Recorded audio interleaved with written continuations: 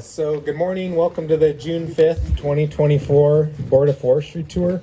My name is Don Everingham, Oregon Department of Forestry, Northwest Oregon Area Director, and I have the privilege of hosting you all today. Ultimately excited about today. It's going to be a good day. We'll be out in the forest. The weather did cooperate, which is great. And we've got a good program to deliver as well. So excited about that. Just wanted to thank the planning committee that put the work to put this tour together. Cross-section of employees throughout the agency. Really appreciate that. Thank you to the ODF North Cascade District staff that are helping us and facilitate and guiding us on the tour and supporting us. We appreciate that as well. And then our partners and speakers who are participating and taking your time to do that. We really appreciate it. So with that, I am going to provide an overview of the day, and I'm going to provide some safety and logistical information. But before we do that, probably the most complicated thing I would like to do today is introductions. So with that, I don't think I'm going to give you all the mic, but we are going to go around, just introduce ourselves so folks know who's attending on the tour. And I think I'll start over this way and we'll move around. Good morning, Nathan Beckman, ODF Strategic Planning Coordinator, 20-year strategy. Good morning, Mike Kroon, Deputy Division Chief, Forest Resources, ODF. Good morning, Cal Mukumoto, State Forester. Good morning, Laura Schwitzer, Deputy Regional Forester for the Forest Service here in the Pacific Northwest. Ann Walker, private consultant based in Portland, former ODFer. Joe Justice, board member. Keith Curtis, brand new board member. Ben Doimling, board member. Brenton McClellan, also a board member. Megan Tuttle, Warehouser Company. Yeah, Ms. Bonner, small forest owner in Corbett, and I thought you were going to be touring right in my own neighborhood. No. Good morning, Dave Larson, Southern Oregon Area Director for ODF. Good morning, Lisa Cala, board member. ODF Forest Resources Division. Casey, Oregon Wild. David Wyatt, Lewis and Clark Law School. Grace Trailer, Cascade Wildlands. Seth Bell, Forest Planning Manager for Spaeth and PDX. Darlene Sherman, Brittle Broads for Wilderness. Dan McHenry, UFO, Law School. Andrew Spaeth with the Hood River Forest Cooperative and Wasco County Forest Cooperative. Gina Miner, Assistant to the Area Director, Eastern Oregon Area. Steve Wilson, North Cascade District Forester. Kristin Dodd, ODF Central Oregon District, Unit Forester out of the Dalles. Jim Kelly, Chair, Forestry. Hillary Olivo Steered, ODF, Urban Community Forestry Program, and van driver. Scott West, Oregon Department of Forestry, North Cascade District, Molalla Unit Forester. Jordan here with Bark, Jordan Liner. Good morning, Marcus Kaufman. I'm the Biomass Resource Specialist for ODF out of Salem, and I'm also van driver. Mike Wilson, State Forester Agency. Andrew Owen, State Staff Forester with the NRCS. Eleni Collins, Board of Forestry Administrator. Kyle Sullivan-Astor, Federal Forest Restoration Program. Andre Dyke, Board of Forestry member for 9 months. Matt Riley, U.S. Forest Service, Business Research Division. Good morning, Mike Shaw, Deputy State Forester, Oregon Department of Forestry. Andrew Burschel, Fire Ecologist with PNW. Crystal Boehner, Executive Support, ODF. Justin Buttress, Policy Analyst in the State Forest Division. Josh Bernard, Forest Resources Division Chief of ODF. Seth Barnes, OFIC. April McDonald, Legislative Fiscal Office. Morning, everybody. Kyle Williams, Deputy Director of Fire Operations for ODF. Laura Wilson, Northampton Lumber. Josh Blankenship, Interfor. Zach Hawes, Interfor. Morning, Phil Monsanto, Mount Hood National Forest, District Ranger here on the Caucasus River. Neil Kistler with Interfor. I'm Kaz Broadus with Legislative Fiscal Office. Amanda Sullivan-Astor, Associated Oregon Logger. Maggie Foyan, Environmental Planner, ICF. Janelle St. Clair, Oregon Department of Fish and Wildlife, and I'm Land Resources Program Manager. Good morning, Maida Loftsgaarden. I'm the forest supervisor here on the Mountain Hood National Forest. Good morning, I'm Cindy Colomachuck. I'm the project manager for the State Forest HCP Habitat Conservation Plan. Good morning, Megan Purcell. I work for ODF in our resource planning office and van driver of number 3. Good morning, my name's Kyle Kopp. I'm the Sanium Unit Forester here on the North Cascade District. Trent Egan, Fire Supervisor, North Cascade, Sanium Unit. Good morning, everyone. Chris Klein, Fire Chief of our Protection Division, Oregon Department of Forestry. All right, who did we miss? Jennifer? Good morning, everybody. My name is Jennifer Erdman. I work for the Oregon Department of Forestry. I'm the Northwest Oregon Forest Restoration Unit Manager, so we'll be going up to my timber sale car today, and I'm very excited to show up. Great, well done. All right, we're already getting some group cohesion here. That's great. Okay, so quickly overview of the day. Ultimately, we've developed a field tour packet that was placed on the ODF website under the June Board of Forestry meeting. We have some hand copies here, hard copies if you would like. There's a QR code as well to scan should you want that on your device there. But ultimately, there's a lot of the background information for the stops we're going to cover. So a tour with 3 stops. This is stop number 1 here at Timber Park, and from there ultimately we'll have 2 additional stops up at the CAR Good Neighbor Authority Timber Sale. Kind of the main topics that we're going to cover today. Ultimately, we're going to cover the 20-year Landscape Resiliency Strategy. We're going to start with that topic here at stop number 1. We'll also cover an overview of the Federal Forest Restoration Program, and then again, more specifically, the CAR Timber Sale, as well as some mass timber information. That's at the highest level. We'll have much more detail provided at each individual stop. You know, these are statewide topics though, so ultimately, while we're using for ODF the North Cascade District as a backdrop, the conversations and the topics will be from a statewide perspective. And then we have planned the tour to ultimately present content half the time, with another half for question and answer and board engagement. So we do hope to generate conversation throughout the tour and not just speak at folks. So okay, moving on quickly, safety. We have developed a safety plan, and we will be implementing that.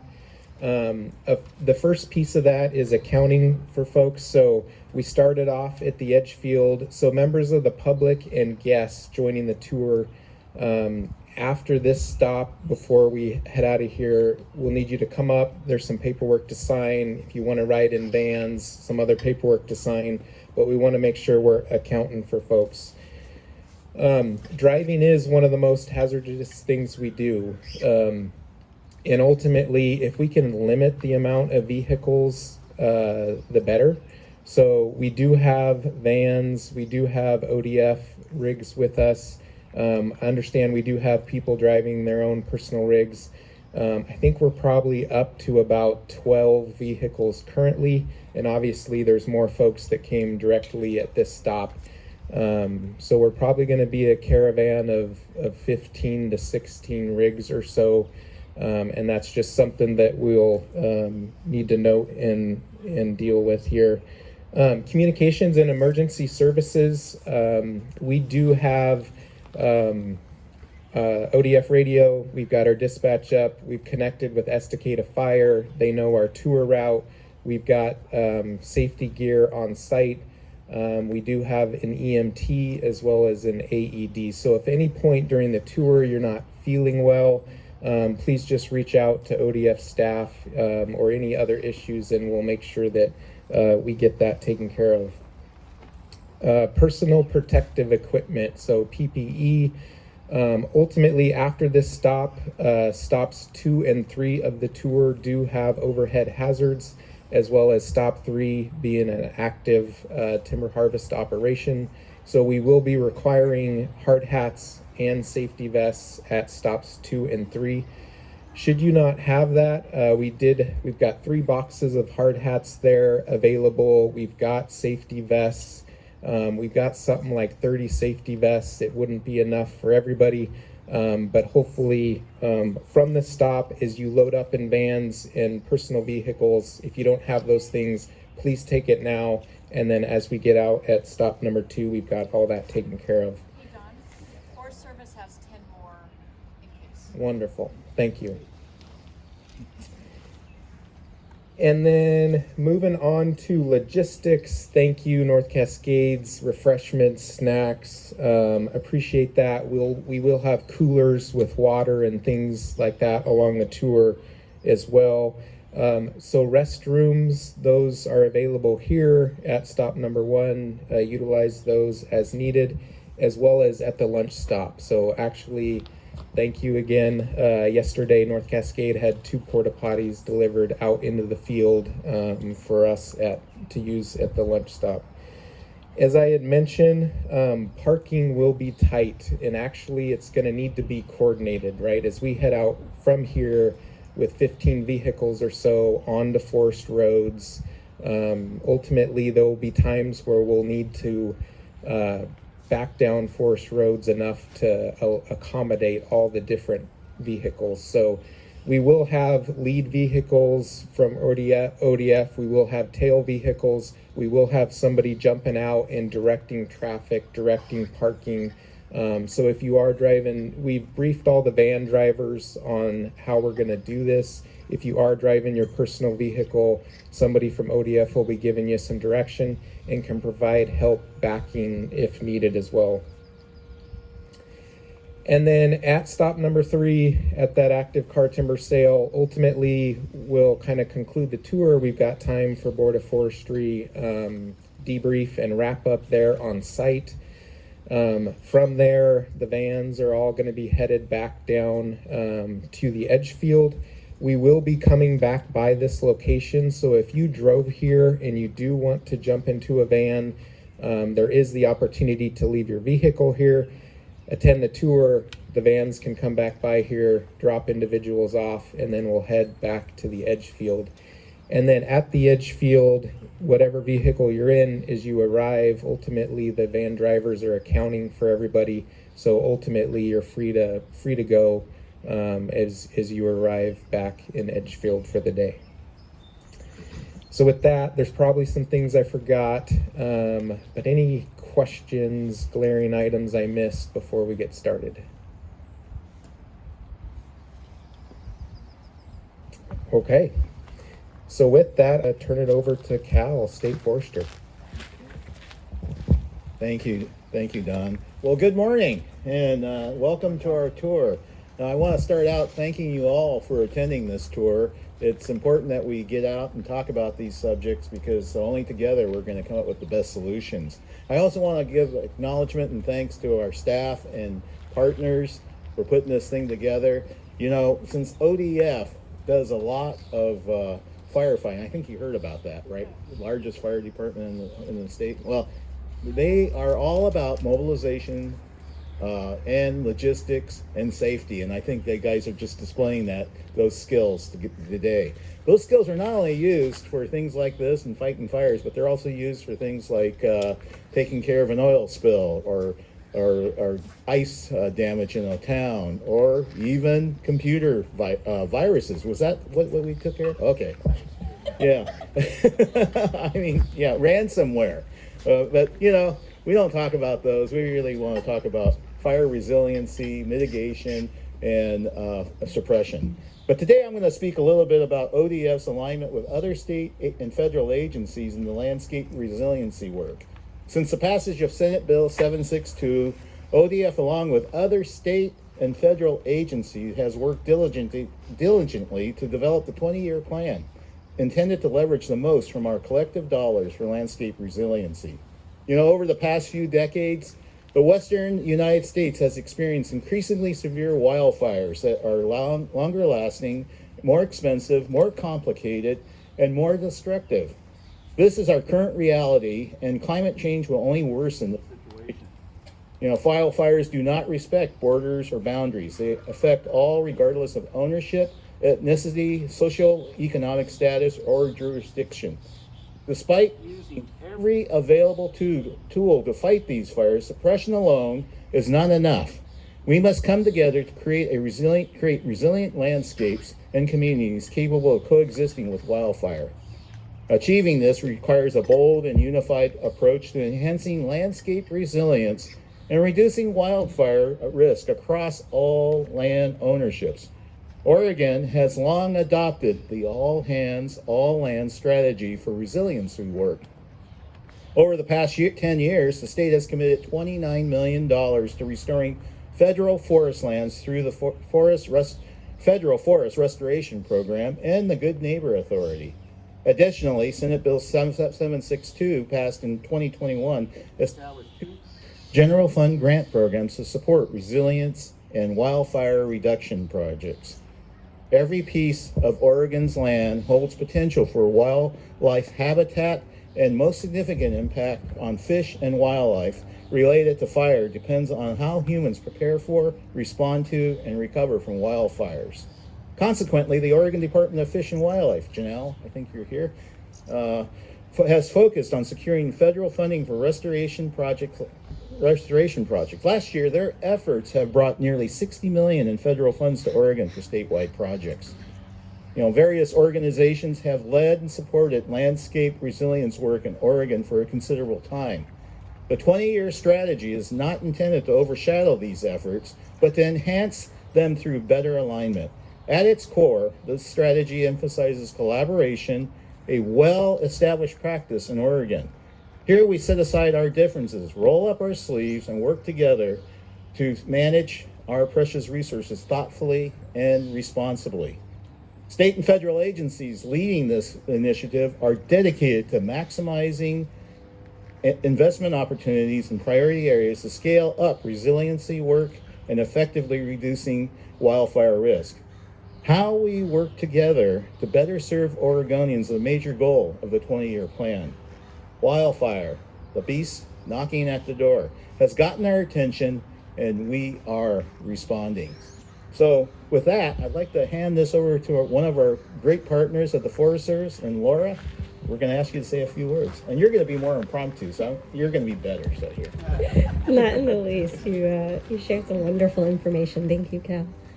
It's good to see everybody here today. Thank you so much for including the Forest Service. I'm going to ask folks to humor me and do a quick thing. I know we did introductions, but we have a little hand-raising exercise. So if you are with a federal agency, any federal agency, just raise your hand. All right, we have a few. State agencies? All right, have a few more. And how about a non-governmental organization or partner of some sort? This is industry, environmental group, anybody. All right, we've got a few. And then a really interested member of the public. All right, we have a few. Cool. All right. Anybody else I missed who wasn't captured in one of those? All right. So, oh, I thought I saw a hand. I did that because to me, that is the representation of what we're doing here today. And it's why we're here. That, the 20-year strategy, our shared stewardship work is about the fact that we all care about this landscape and manage it together. We steward it together. I work for an agency whose mission is stewardship of all lands in the United States. And I take that very much to heart as we come and spend time with ODF, with all of the people representing all of these great interests, because it's coming together that we're able to do the work that is needed out there to address wildfire, to address those things that Cal mentioned around the future of our forested landscapes, of our landscapes in general. We have climate change, wildfire threats, so many things that are our challenge of the future. And I can't say the Forest Service can just focus on its little green space. We've got to be working with all of you, or we don't see success. We see that play out when our wildfires come around, that if we're not actively thinking and working together to address how we deal with wildfire, how we deal with the mitigation efforts, how we do post-disaster work, those are all things that we'll do better by coming together. And that's really at the core and heart of our shared stewardship work. When we entered into that agreement, it was a mechanism for us to put on paper what we already knew, which is that coming together makes us stronger. We see that show up. So much of the good work that's happening under the Good Neighbor Authority, so many of the other mechanisms that we have for partnership, that's how we work together. But the key message, I think, if I have one, of why it's important to be here at this kind of look at our forests together and to spend time together, is because we won't get what we need to get done unless we come together. Last thing I'll share, I had an amazing conversation on the way over here in the van about some of the challenges that we're facing, whether it's how we work through processes that ensure strong public input and well-reasoned projects, how we move through that in ways that will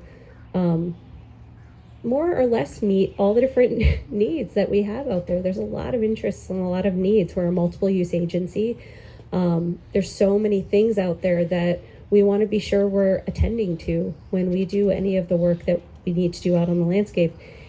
And I'd say the wrapping it up in a bow, the thing that we walked away with was it's by collaborating, by working together, by seeing partnerships that we see the best successes in our work. So I'll put down the mic, hand it off to folks that are going to share some great information with you. And just thanks again for having the Forest Service here today and for being such a great partner with us. All right, thanks, Laura. Guess I'm next in line here. So first off, good to see some old faces. Nice to meet some new faces. Okay, I was gonna say that sounds pretty weird. But yeah, thanks for having me here. So quick introduction, Nathan Beckman, Strategic Planning Coordinator, 20-year Landscape Resiliency Strategy. Really the last 2.5 years of my life have been working on this strategy, moving up from planning and implementation. Really excited to talk to you about it today and then go into the next phase of this. So a couple things I just want to hit on, just some background, but I want to talk about background real briefly and look at where we're going in the future. We hit on some important things, shared stewardship, elements like that, but really some monumental legislation in Senate Bill 762, the strategy put in there, but really looking back in the 2019 Shared Stewardship MOU, strong partnerships is key in there, and within there's 20-year Landscape Resiliency Strategy. With that too is the National Cohesive Strategy. I think looking at that National Cohesive Strategy that looks at 3 legs, looking at the safe and effective fire response, the fire adapted communities, and the landscape resiliency aspect of it. And that's where the strategy really focuses on, is that 3rd leg, understanding that all 3 of them have to work together. I just want to express that, but really focusing on the resiliency side of this strategy. Really in a nutshell, what is this thing? Shared priorities, coordinated actions, and investments. Working with our federal partners, state partners, working with all the different interests in the landscape, and really identifying the shared priorities and doing the coordination. It's important to note, we've been doing this work for a while, we continue to do it, we're just doing it better, is a really key aspect of this one. Also, the strategy looks at all lands, statewide, east side, west side, range, forest, adds complexity to it. It's a big complex state, and that creates some challenges, but really the right approach. So I just want to express those different aspects of it. Putting it together, I'm going to go off to kickoff. We produced a progress report, a booklet, and then we had a Landscape Resiliency Summit November 2023, really kicking it off. Had over 100 folks there, which was really exciting. Had the governor's office, the agencies, partnerships, collaboratives, tribes, etc. So a really monumental kickoff and moving this into the next stages of it. What I want to talk about is the different aspects of what is the Landscape Resiliency Strategy. I know it's very complex, there's a lot of pieces to it, but try to break it down into 4 buckets. The first one is partnerships, planning, social license. Very complex issues right there, but thinking about that first bucket. The second one is the implementation actions, and I'll briefly talk about that here in a minute, but the actions that are on the landscape to create and maintain resiliency. And then the funding sources and programs. We kind of hit on those briefly, and I'll hit on more in depth on the different funding sources, over 40 funding sources and programs that we're utilizing and continuing to grow. And the last piece is the monitoring and adaptive management is a key piece of it. So jumping into the partnerships, planning, social license, we talked about shared stewardship, and that shared stewardship happening at multiple levels. Over the last 2 years, really solidifying our commitment with the Forest Service, NRCS, BLM, and our state partners as well. We have ODFW, OWEB, and ODF really working hard and understanding that work's happening at the local level as well, and really supporting that shared stewardship ethos. The other thing is looking at priority geographies. Always a challenge. Mapping's always a challenge, but looking at priority geographies and hitting on statewide priorities with the multi-agencies. Really looking at how do we prioritize where the work we're doing, and starting with multiple aspects of it. Looking at wildfire risk, looking at landscape health, and a big one's existing agency priorities. Lots of different agencies, different priorities, with the Forest Service and the Wildfire Crisis Strategy, the BLM having priority landscapes, and the different priorities. But coordinating those actions and coordinating those priorities is a key aspect. And then also looking at recent large harmful wildfires. We know wildfires are happening, they continue to, and there's that social license aspect that happens within those wildfires, and doing that work after those wildfires.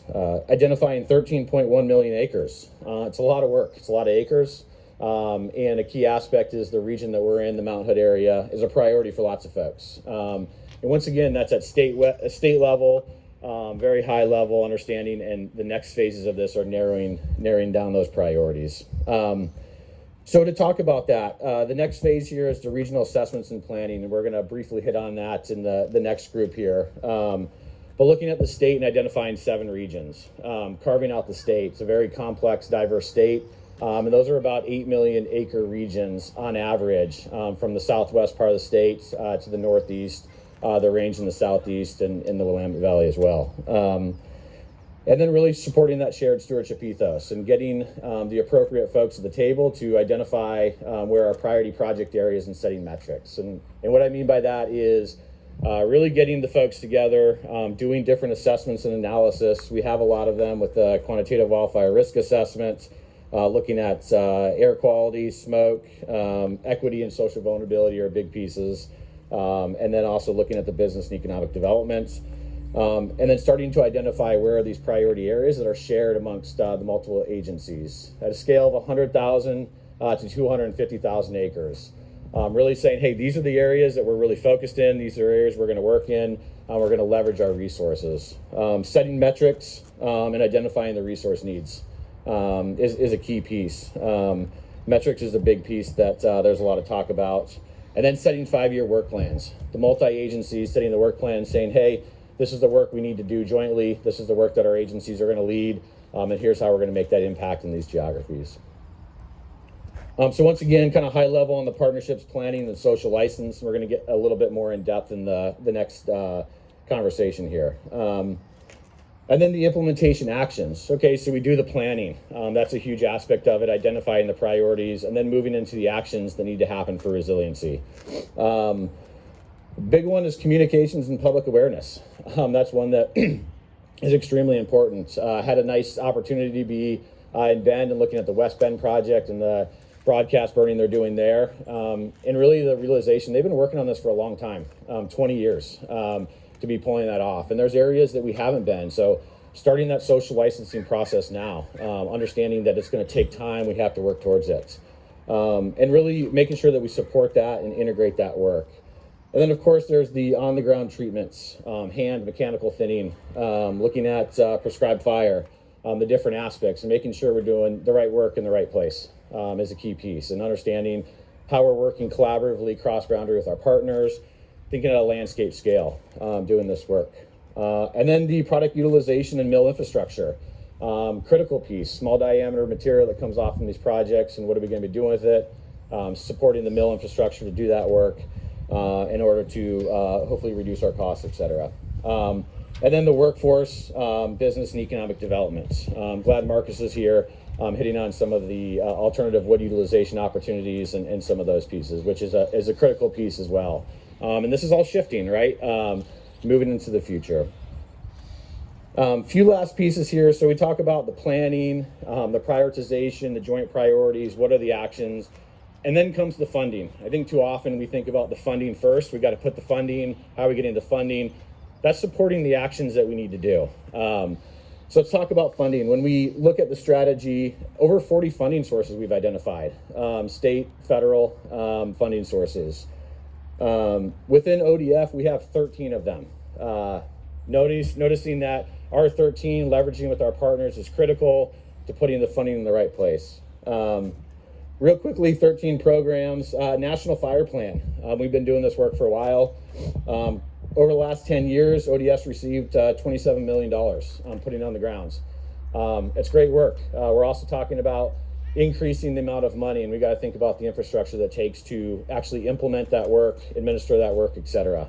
We have statewide agreement with NRCS to provide technical assistance to private landowners. We have Andrew Owen here with the NRCS, really appreciative of that work. Leveraging that, forest health programs, sudden oak death in the Southwest, bark beetle, thinking about the forest health issues that we're facing in these areas. And then the big ones are state-funded programs, Landscape Resiliency Program, Small Forest Grant Program. The biennium of 21-23, $25 million that was allocated with this important work. And then the 23-25 biennium, $12.5 million going in downward trend. And then looking at unknown for the future. And understanding that our state funding sources are critical to match a lot of these federal funding sources to do this work as well. And then, of course, the Federal Forest Restoration Program. I'm not going to hit on in depth. Kyle's here. We're going to talk about that the rest, and that's a critical program as well. So really bringing those together, leveraging them, putting them in high priority areas is really what this is about, making sure that we're creating the biggest impact with our funding sources, et cetera. And we have other funding sources. I talked about 40. I just talked about real briefly ODS 13. NRCS brings a lot of money to the table. Very thankful for that. We have the Watershed Enhancement Board. They're bringing money for resiliency treatments on the ground, leveraging that funding as well. Forest Service, ODFW, lots of others. And it's really about taking that funding, putting them in high priorities towards the actions that need to be done to make an impact. So I'll go ahead and wrap this up here. A few last things. I think it's really critical to note from planning process to implementation, the funding, and then the monitoring and the adaptive management. I know we talk a lot about this. The adaptive management loop, to put that back in there and say, what are we doing? How are we doing it? Let's reassess and moving through that process. And what I'm trying to get here too is this isn't a one and done. We don't just finish this and say we're done. This is a forever process that we have to be working through and doing this work. Accomplishment tracking dashboards. I could probably talk to you more about data and dashboards than I've ever been able to. It's a hot topic. I'm talking a lot about that. And then the reporting and the storytelling. One thing that we've identified is we do a lot of good work, and there's a lot of good work happening, and it's telling that story and looking at increasing of how we're telling that story. Couple last pieces, challenges. I just want to hit on challenges because there's always challenges. One of them for the agency is the multiple competing priorities within the agency. Limited resources, strain on staff, right? We hear a lot about this is we want to increase the pace and scale and increase this work. We have a lot of priorities in the agency, which is a challenge to increase the work. Another one's lack of resources within partnerships.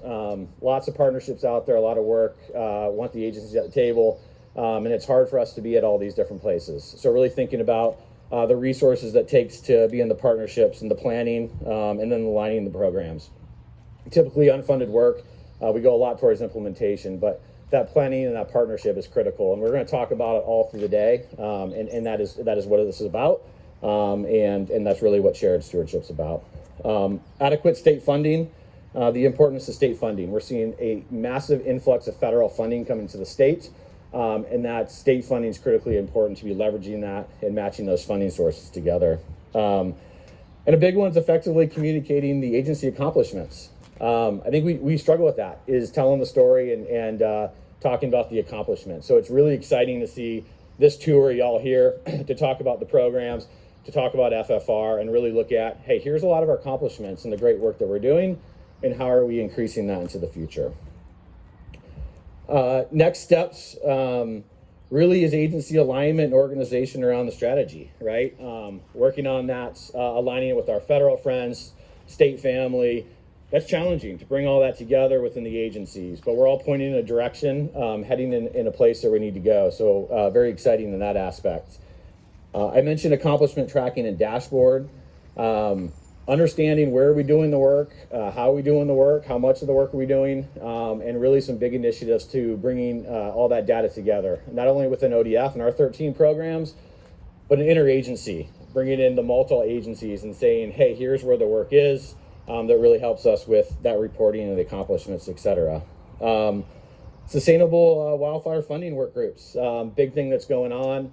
Looking at how are we funding all this work, not only on the suppression side, but the mitigation side, and really thinking about creative solutions to how do we fund this long term. We're seeing a lot of federal funding.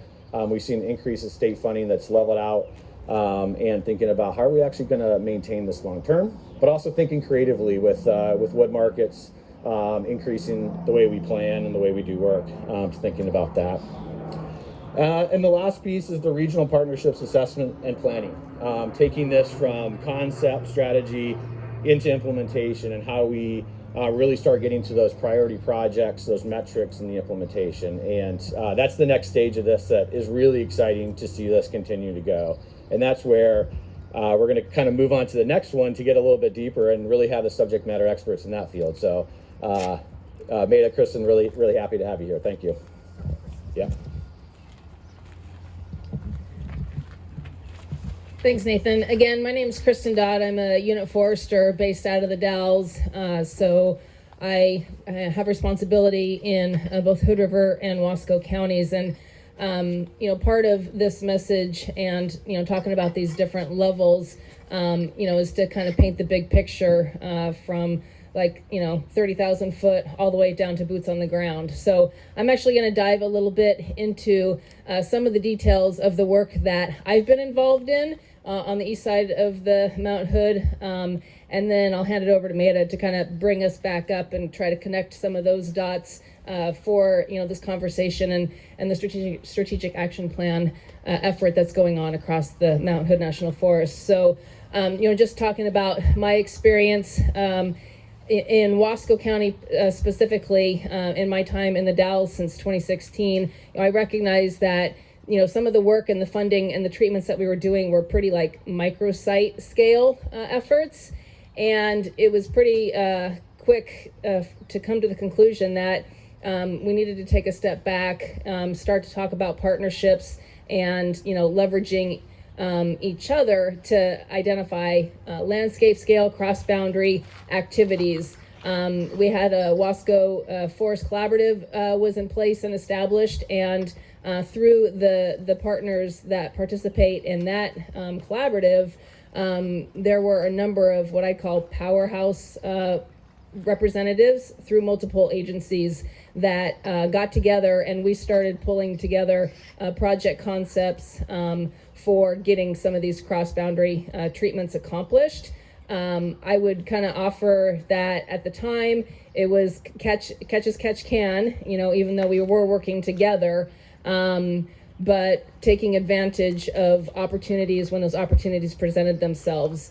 I was able to help get a good neighbor authority agreement on the east side of the Mount Hood in place that provided federal funding to ODF the Dalles to help with getting service work done on the national forest, paying our staff to help get some fuels reduction work done through brushing and thinning. We helped lay out some units for the forest. We helped put in some prescribed fire line preparation treatments.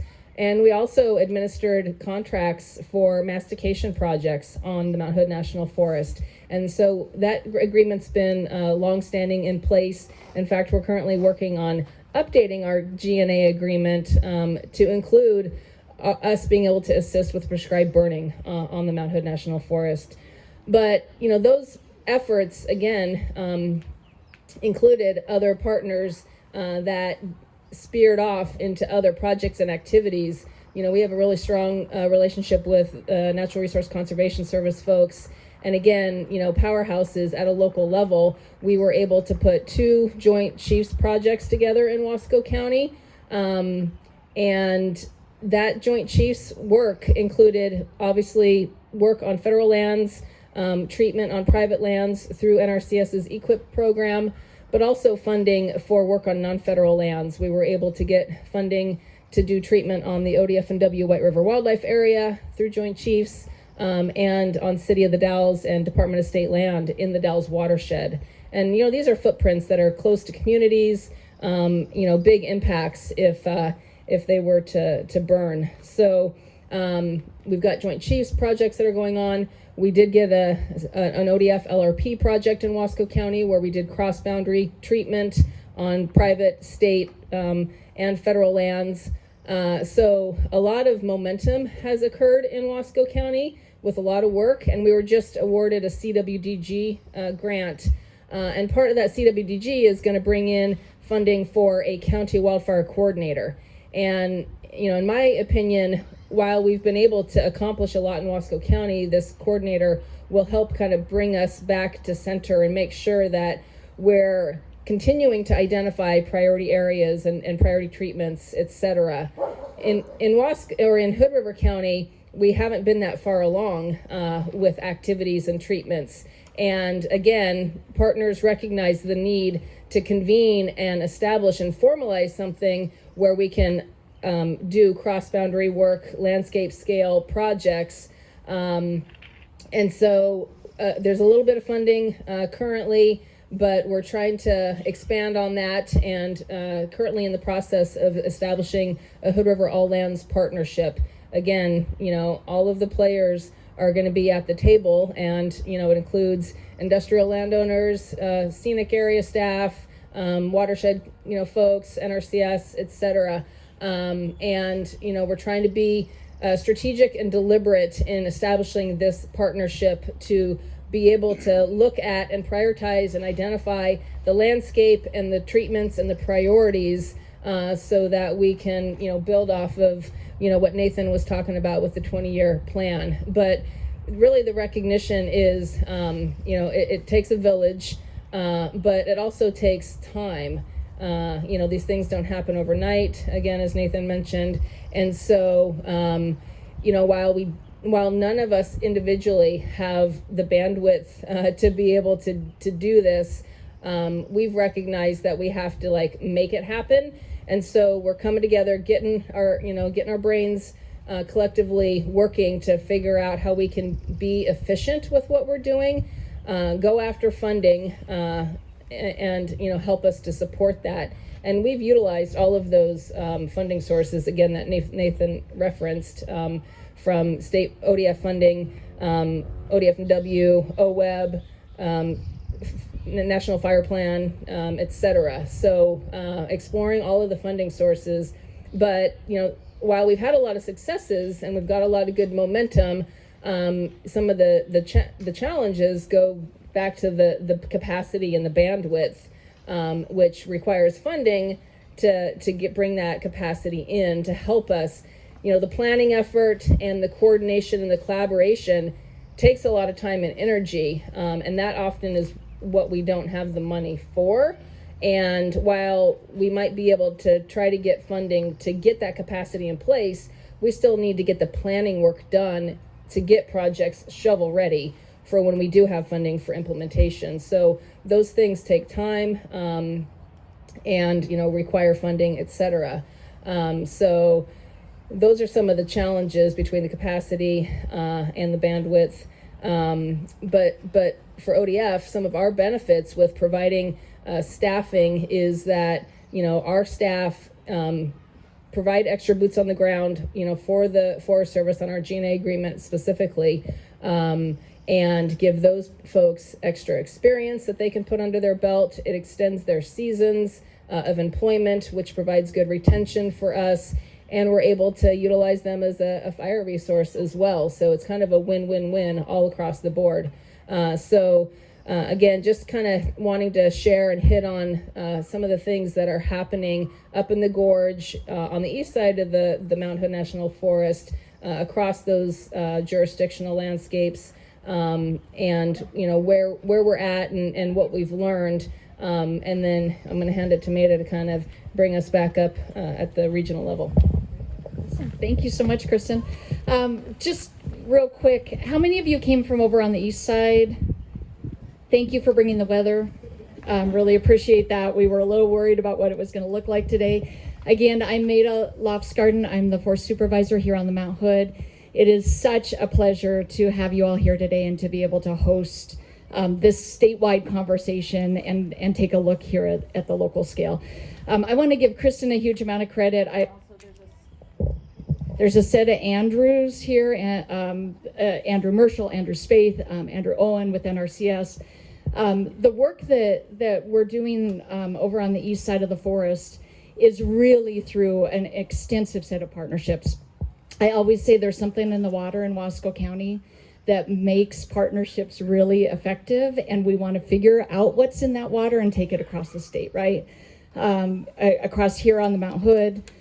So what Kristin talked about, this very strategic approach that's going on the east side, we want to take to the next level. So as Nathan mentioned, the Mount Hood is a priority from the state level. We have 3 priority fire sheds from the Forest Service here on the Mount Hood. We have 3 million people who come and visit. We have 1 million plus people who get their water off the Mount Hood. This is an area that's pretty targeted, right? And you're going to drive through today one of the 2020 wildfires. And for those of you who have not been up, were up the Clackamas before and have not been up since, you're not going to recognize the place because of that fire. And we know that happens here on the west side. What we're finding out is with climate change, there's a lot of things that we can be doing more effectively across the forest, right? And strategically. So looking at the good work that's taking place in Wasco County, what I get excited about is our ability to put together an all lands strategic plan encompassing the Mount Hood that's going to look at each place where they are, right? Wasco County is dialed, and there's some great work going on. Our goal in that area is to really up the game there and bring that additional money and capacity that Kristin talked about that's really needed. Hood River County is that next space, right? As we start to move up the Mount Hood, we're learning from fire return interval studies that fire was moving up that system a lot more than we thought it was. So how do we take that departed landscape, move it back into that healthy, resilient landscape that we need, where wildfire is coming through, but it's coming through in a healthy way, where our landscapes are diverse, where our species are diverse as well. We move over to the west side, and it's a whole different conversation, but just as important. And what we talk about here are things like, how do we get power lines underground? How do we reduce human-caused ignitions? How do we have good, safe evacuation routes? How do we take a look at what fire used to look like on the landscape and start doing some treatments that make sense on the west side? Because we now know the west side burns, right? We had the Camp Creek fire last year in the Bull Run. Beautiful example of what we never thought would happen, right? A fire in the Bull Run. I was told never to let that happen as forest supervisor. It did, and we can see what that looks like, that's going to be happening more and more. I want to just speak for a second. So for the next year, we're going to be putting together that all land strategy with our partners at ODF, at NRCS, the local collaboratives. We're also bringing in communities who haven't participated before, communities impacted by smoke, communities who have not been at this table to talk about what the highest values are at risk. We think that's an important conversation. Oregon is the right space to have this conversation. Oregon knows how to do this, as we've talked about before. It's one of the reasons I love working here and staying in this area.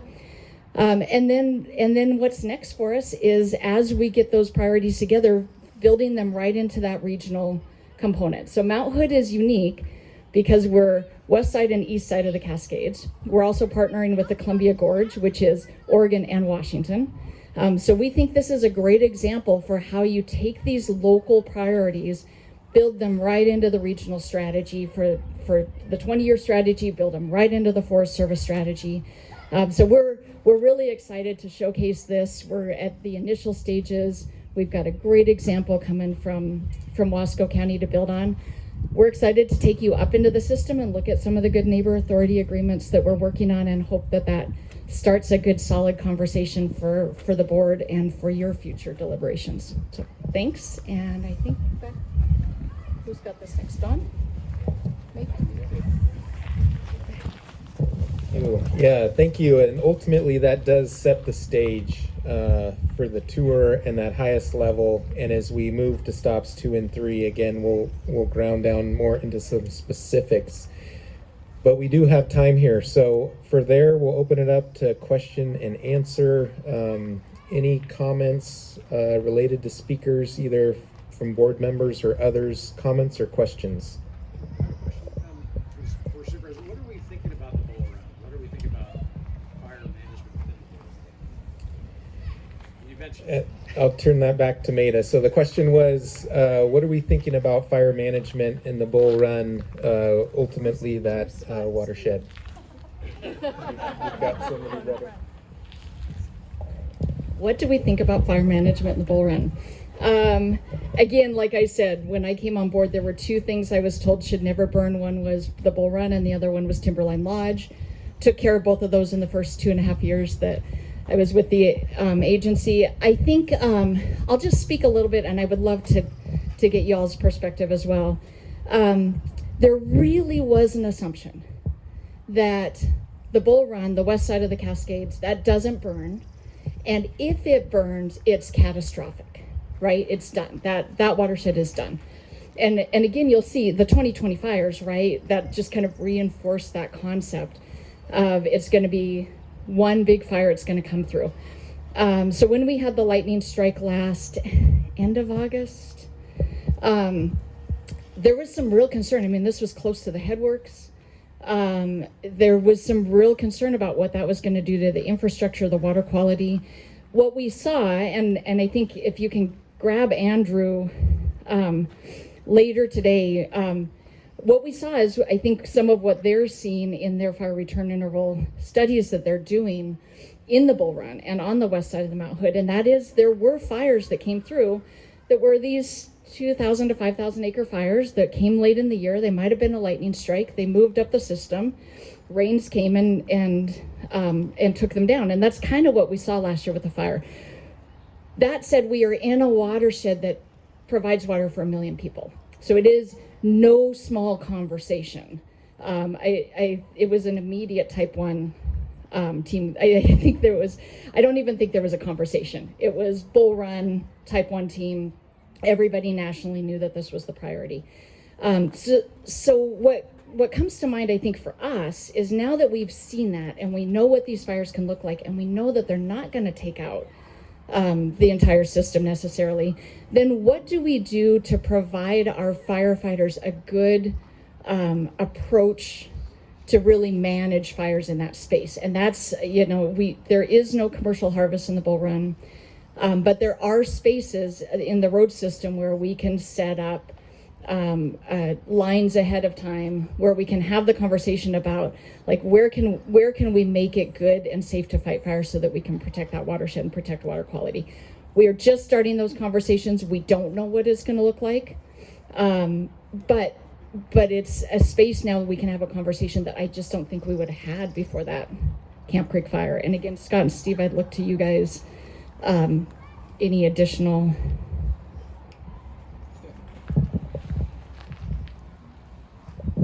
So I think the big part that we learned from the Camp Creek fire was our cooperation and pre-planning that we did for the past probably 10 plus years with all of our cooperators, from the county to the local fire departments, with Forest Service. We've done a lot of planning.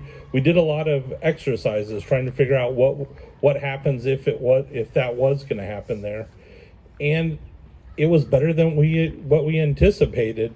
But we had a plan in place beforehand, and if we hadn't had that plan in place with Clackamas County EOC, the fire departments, with the Forest Service, it may have been a different situation.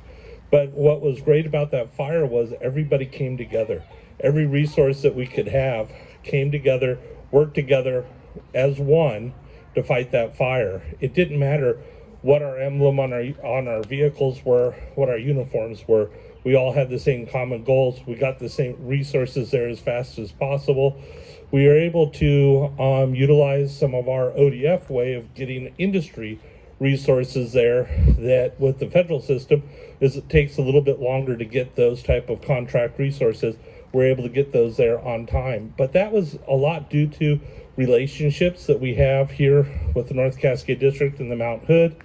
That also is with just the way we've worked together with everybody in the pre-planning. The weather was, of course, a big help that helped that fire.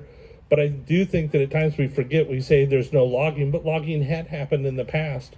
And there's old legacy logging roads in areas that we now know that we need to start looking at is, hey, here's a potential location for fire breaks. If we need to go in there and do that, where we can make stands and that. It also put a test to our system of working with the Water Bureau and what the roles are and whose responsibilities are what. So in reality, it was a great test that turned out very well for us. And I think we're going to be better prepared in the future and ways to look at what we can do and what type of resources we need in this area to fight fire, because fire's coming up the valley. I've been on the district for 29 years, and I have seen more and more larger fires on this district and in this area. And we need to be thinking about what type of resources we need to have and working on our relationships and cooperations with our federal partners and with our local resources. So that's what I'd have. Good, Joe. Okay, any other comments or questions? Yes. When talking about the strategy with the Dodd, you mentioned the fire-adapted communities. I'm wondering how you interrelate with that in terms of structures. Okay, the question was about integrating fire-adapted communities. Nathan. Great question. I'll stand over here again. There's a lot to it, but I'm going to start with, once again, the National Cohesive Strategy. The idea of that strategy is a stool with 3 legs on it. And within that, that's the safe and effective fire response, fire adapted communities, and landscape resilience. And the key is with the stool, and the model of a stool is if you remove one, the stool falls over. And that's a critical piece. So asking about the integration of fire adapted communities, looking at high hazard communities in areas, and how are we building strategies of the fire adaptation within the communities and the resiliency adjacent to it. Some basic principles of fire adapted communities, same thing, planning, partnerships, working together, but a little different flavor, from home hardening, defensible space, looking at building codes, ingress, egress, etc. With the resiliency, building off of that and working together is critically important. The resiliency part of it, thinking about the water that the communities rely on, the wood products, thinking about the recreation, etc. So I just really want to hit on the importance of the 2 of them. And then with this work within strategies for fire adaptation within the communities, the resiliency, the safe and effective fire response, and thinking about that piece too, of how those all relate. I'll stop there. There may be more questions about fire adapted communities, but definitely a complex space, and how they integrate is critically important. So I'd offer it to anyone else who wants to throw in on that as well. I would just add that, do you want to do this? I don't know. I'll give it to you. Can you guys hear me okay? So one of my contracts are with the coalitions and collaboratives, and I am their Oregon-based community navigator. And I'm super happy to help groups that, maybe failed with applying for CWDG round 1. But I've also helped a ton in Oklahoma and tribes in Oregon as well. So one of the things I really wanted to highlight, that I'm a resource to help, but the Forest Service is also putting together their structure of community navigators. So it's not just a private land issue, it's that I really see a group of all of our agencies coming together with communities to help them understand their role in becoming fire adapted. Part of it starts right around their home, and you have to do your part to help firefighters be safe when they're showing up in your neighborhood and keep your neighborhood safe.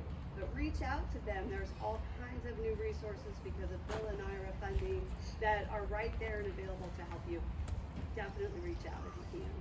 Thanks for letting me add it.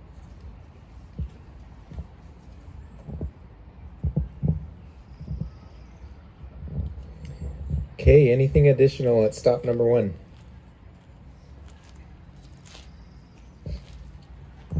Okay, great. Thank you to those speakers. Thank you for painting the picture. So from here, if you would, again, members of the public and guests that have joined here at stop 1 and did not sign in up at the edge field, please come up front. Feel free to grab coffee, waters, some snacks, utilize the restrooms. Once you do that, the PPE is available there as you make your way towards the vans and vehicles. It may take us a little bit here to account for who else is joining the tour at this stop, but the goal here is within the next 15 minutes, we'll be driving out of here onto stop number 2. Thanks. Thanks, Don. Get started. Thanks for everybody. Welcome to the stop 2 and 3. I'm really happy to kick this next leg of the tour off. Kyle Sullivan-Astor, Federal Forest Restoration Program lead. Really excited to engage with the board and talk about the Federal Forest Restoration Program, our work, little overview, I guess, of the program and kind of what drives us moving forward. We've got a great lineup of speakers, so I'm really excited to hear from those folks, and so I'm going to be relatively brief. Welcome to the CAR G&A Timber Sale. We're going to have some folks discuss sort of the project specifics. Some of our staff and others talk about it, but I thought first, before we dive into talking about CAR, it'd first be beneficial to talk about the program itself, the Federal Forest Restoration Program. And for us, it really starts and is rooted in statute. Statute guides our work. State statute, ORS 526275, creates a policy of the state and guides the department to pursue projects that increase timber harvest volume, contribute to job creation, reduce wildfire risks to all lands, improve wildlife habitat and watershed health, and stimulate local economies. And so that's really our bedrock foundation of what guides our work and how we prioritize our efforts with the Federal Forest Restoration Program. We also have foundational, actually a seminal document that the board adopted federal forest, Oregon's vision for federal forests about 15 years ago in 2009. That was adopted by the board. A lot of the risks and threats to our federal forests that were outlined in that report are still relevant today. We still, even though it's 15 years old, it's still relevant in that context, and so it does continue to guide our work moving forward. Climate amplified threats such as drought, insect and disease, stand replacing wildfire, are struggling federal forest dependent communities. That's another thing that's outlined in this report, and something that really frames up and was the catalyst, frankly, for the creation of the Federal Forest Restoration Program 4 years later in 2013. So that's when our program was created. That's when our mission was established, the mission of the program to accelerate the pace, scale, and quality of forest restoration on federal lands. It contributes to collaborative efforts and leverages those efforts, but also contributes to the vitality of our rural communities. And so that's really our mission at the highest level, is to create healthy forests, but also the healthy communities that surround our federal forests. Just a little bit about the components of the program. What does the program do? It's really geared towards contributing to a full suite of work that allows us to achieve our mission.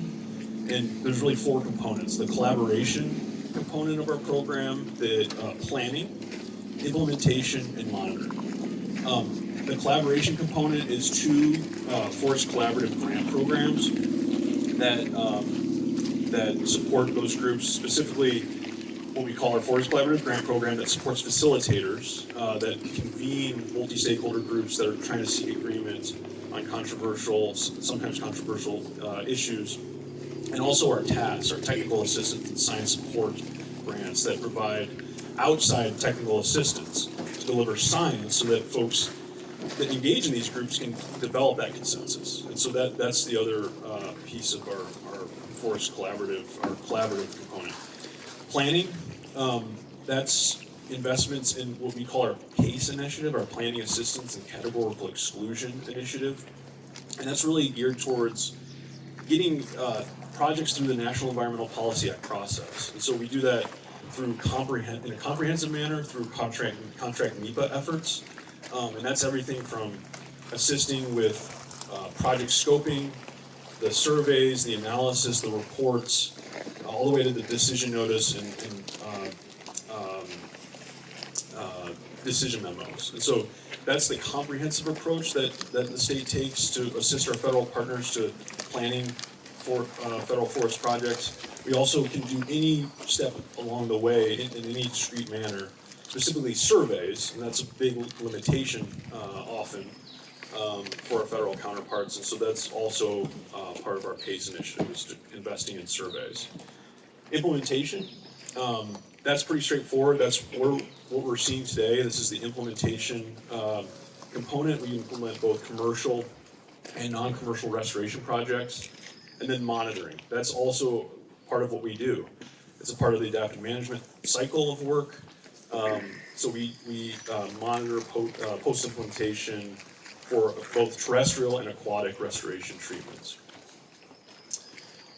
And a little bit about the funding of the program, I thought that would be helpful. So the program is roughly, has 3 fund sources, and they're roughly a third apiece as far as what funds the program for the current biennium.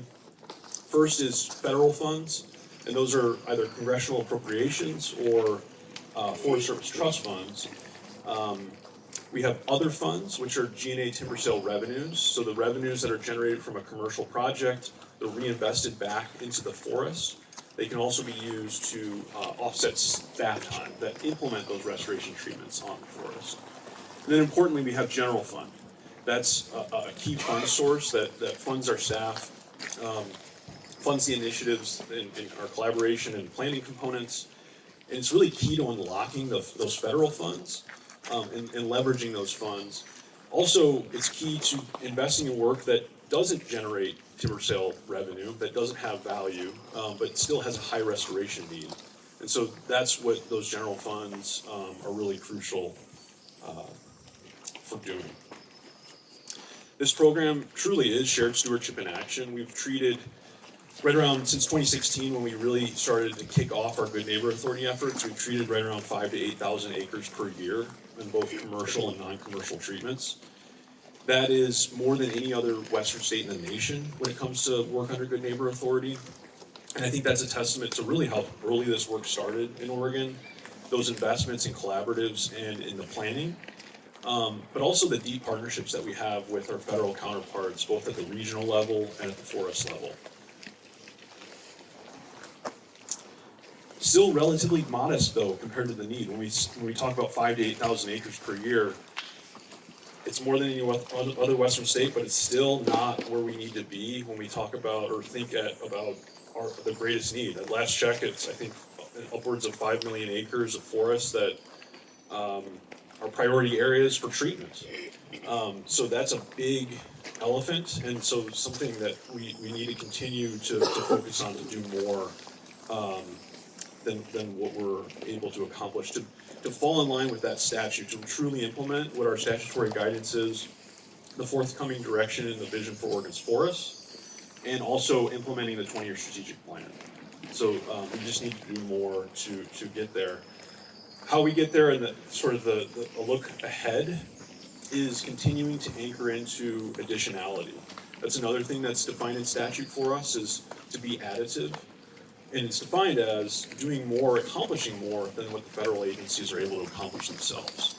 And so that's something that we really focus on. It's something I stress with our staff all the time, is trying to find areas where we can truly be additional and not just augmenting or supplementing the federal agencies' efforts, but truly being additive and doing more than what they're capable of accomplishing.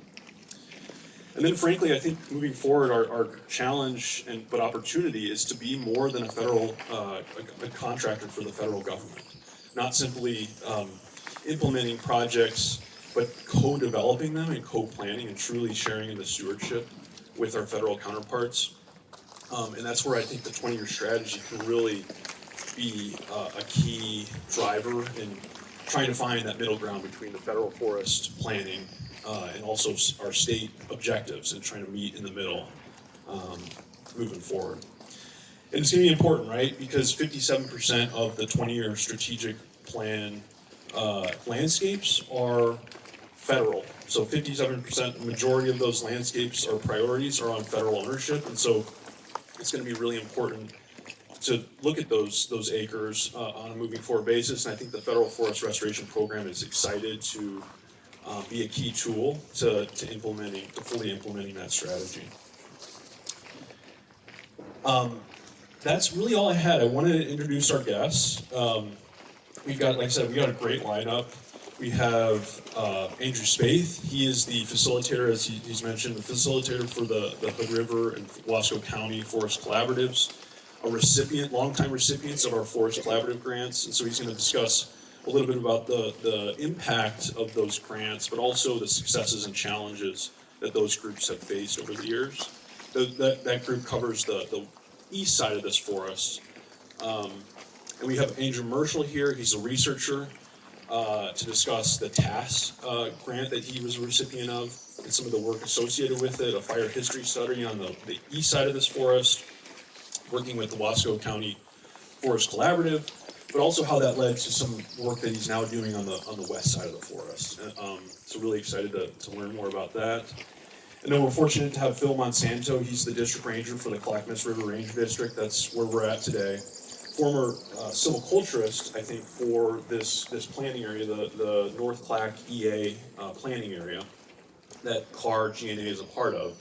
And so excited to hear about the sort of the background of this project, its purpose and need, but also the relationship that we've had with the west side of the forest, specifically our investments in the actual stand exams, so state PACE investments, investing in the stand exams that led to this project. I think LIDAR coverage for the west side of the forest a handful of years ago through PACE, and then more recently our $450,000 investment on the east side of this forest in a 3,000 acre CE. So really excited to hear from Phil, and then excited to get to our next stop, to hear from Jennifer, our staff in the program, to talk about this project, its background, everything about it. Hear from our forest sector partners, and then also hear an update from the Oregon Mass Timber Coalition, which the Federal Forest Restoration Program engages heavily in, and so we can learn more about that as well. And with that, I'd be happy to answer any questions, if there are any right now. And if not, we can move to Andrew Spaeth. But curious if there are any questions. Go ahead. So, of the projects that have been done underneath, how many of those have had used categorical exclusion versus like EIS? That's a good question. So, I think what your question was is how much work in our planning work has been CEs, categorical exclusions, or EAs, environmental assessments, or EISs. That has been the historic focus of our program in CEs because those are more streamlined. Congress and the CEQ has designated certain categories that are exempt from the full environmental analysis in the EA and EIS. That historically has been our focus. We are this biennium pursuing two EAs, working in two environmental assessments with the Forest Service, both on the Umatilla National Forest and Umpqua National Forest, because we know that we can't just take, this we need to broaden the scale with which we plan these projects, and so that's where we're supporting more complex, larger scale planning efforts of EAs, in addition to our CEs, which are sort of something that we've completed 10 of those, 10 comprehensive categorical exclusions in partnership with our federal counterparts. Like I said, adding value to all steps of what ultimately results in a decision from a line officer. Kyle, I've got you. This work is so important. What would you say is the principal impediment to you actually increasing the amount of work that you do? About more than 5,000 to 8,000 acres. Yeah, it's a good question, and it's. Can you repeat the question? Yeah, absolutely. So what are the barriers to expanding this work? And you know, how do we get to achieve our statutory and plan our goals there? It's a great question. It's multifaceted. I think it in part involves increased, better sort of conscious planning with our federal counterparts, as I sort of indicated. Really, and I think again that's where the 20-year strategy can really lend a hand. I think honestly support from the board would be really important. There's been a lot of big lifts, and you all know more about it than I, about what the board has been facing over the last 5 years. But I think, we have this 15-year-old document that I think it's called the Achieving Oregon's Vision for Federal Forest Land document, the seminal document for the program. It's 15 years old. Like I said, the threats are still relevant, but the solutions, many of which have been actually successful, and have led to the creation of the program that we have today, and some of our other efforts. But there's new solutions that need to be pursued, and so maybe it makes sense to relook at that document and see if there's an update necessary to that vision document that the board laid out 15 years ago. There's also a subcommittee that the board has on the books. I'm not sure if they haven't met in I think a number of years. The Federal Forest Subcommittee of the board. That's perhaps another venue to increase sort of the dialogue around what really what the board and vision is for achieving the vision for Oregon's forests, but also the 20-year strategic strategy. So I think that may be another opportunity to sort of daylight some potential solutions. There's going to be no silver bullet. It's going to be a multifaceted approach. We've got a lot of successes to draw on, but there's still more left to pursue, and so it's constantly evolving. So that's part of the problem is there's no real one solution. But I think some support from the board. The last thing I would say is. There's a lot of big lifts from a rulemaking perspective. The Northwest Forest Plan Amendment, the National Old Growth Amendment. Each forest plan in Oregon is going to be going through a revision over the next 5 years. There's an opportunity for the board, the policymaking body for forests in the state, to engage in the rulemaking process that informs each one of those big rulemaking efforts. And so that's something we did in the past. We've engaged, we've commented on, efforts like rulemaking efforts and actual individual projects. And so it's something to think about as, hey, having the board through the department actually comment on some of those projects to move the needle. So I think that's a potential way we can really integrate the vision for Oregon's forests and some of our own plans into these federal plans and processes. We'll need your help with all of that. Yeah. Kyle, was it Nils that last sat on the subcommittee? Is that correct? So yeah, it was Nils, it was Cindy and Williams. I think some board members that are no longer. I can't remember, Brenda, if you were on that subcommittee or not. But yeah, it was Nils and Cindy, and I can't remember the third board member. Now, what kind of amount of resources or funding were you applying to NEPA through this process? I know NEPA being the real bear in the room, I guess. What are we doing with our funding to address NEPA? Good question. So the short answer is $600,000 of state funds is being invested in our PACE initiative. So that's going to NEPA planning work. We're leveraging. I think it's right around 1.4 million in federal funds to supplement those efforts. And so roughly $2 million this biennium in just NEPA planning. And that is inclusive of a project that I'm actually going to go out and visit tomorrow. It's a 40,000 acre EA on the Umatilla National Forest. That's going to include some commercial thinning, non-commercial thinning. It's adjacent to the CTYR, the Umatilla Indian Reservation. And some post-implementation burning as well. So that is a big bite. It's something that we've never done before, but it's a testament to the willingness of a forest to take a risk, and that's something that we really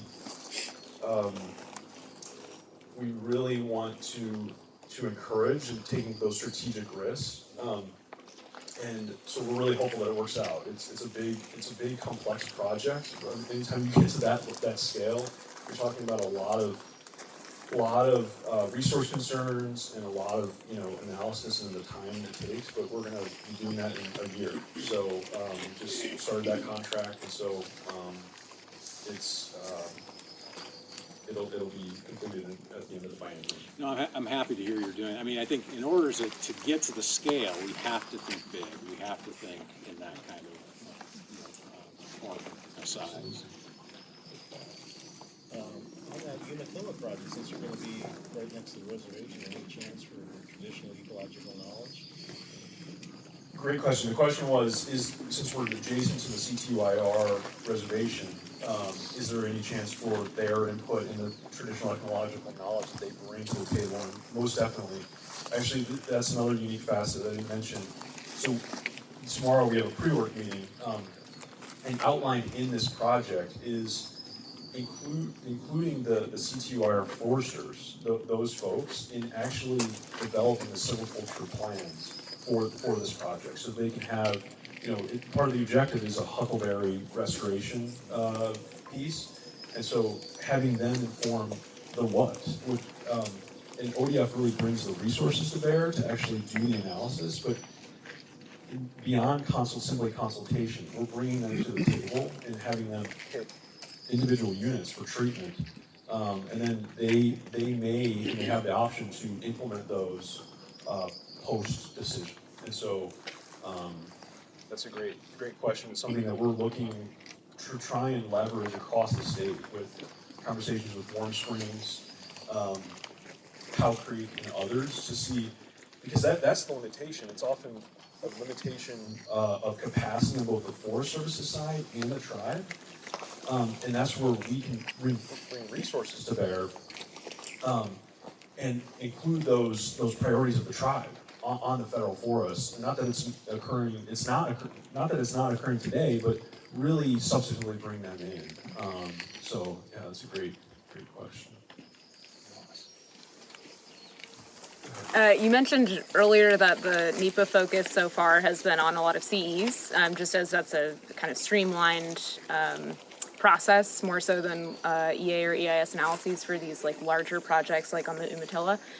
Do you foresee FFR looking into kind of a strategic framework for future EAs that are going to be on the scale of the Umatilla, so that you create kind of a streamlined process similar to CEs that allows you to evaluate in a objective and kind of consistent manner?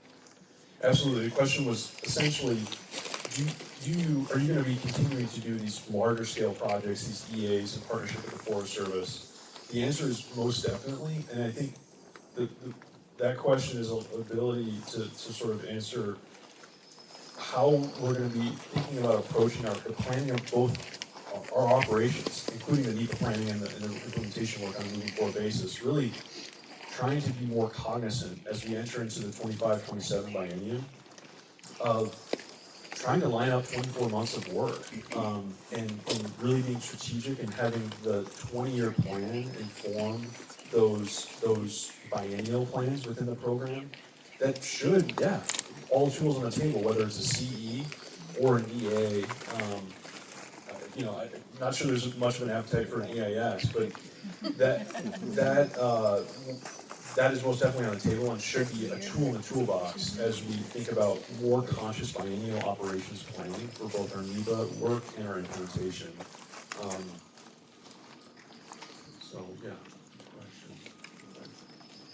Okay, great, cool. Well, I'll hand it over to Andrew.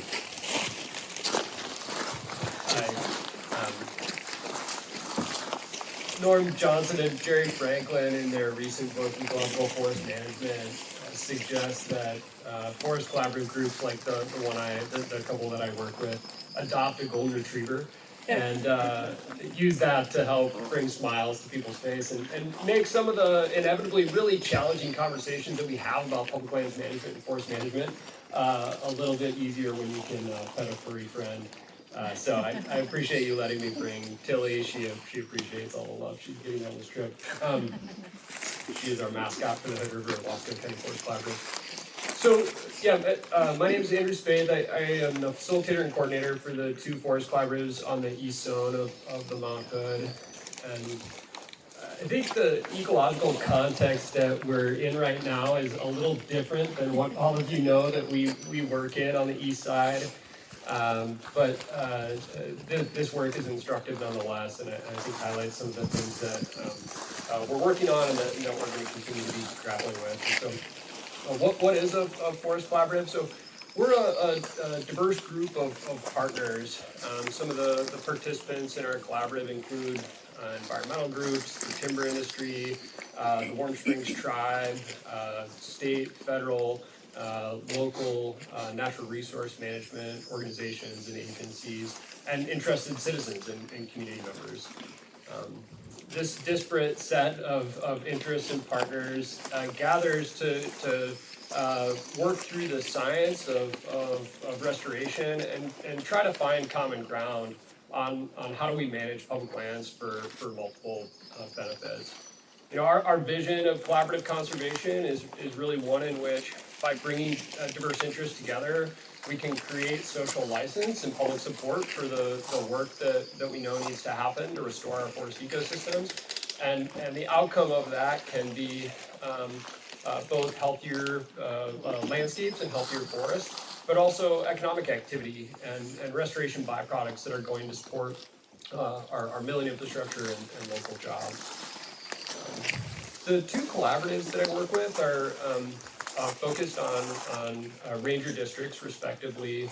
And I'll start by describing a little bit of the work of the Hood River Forest Collaborative.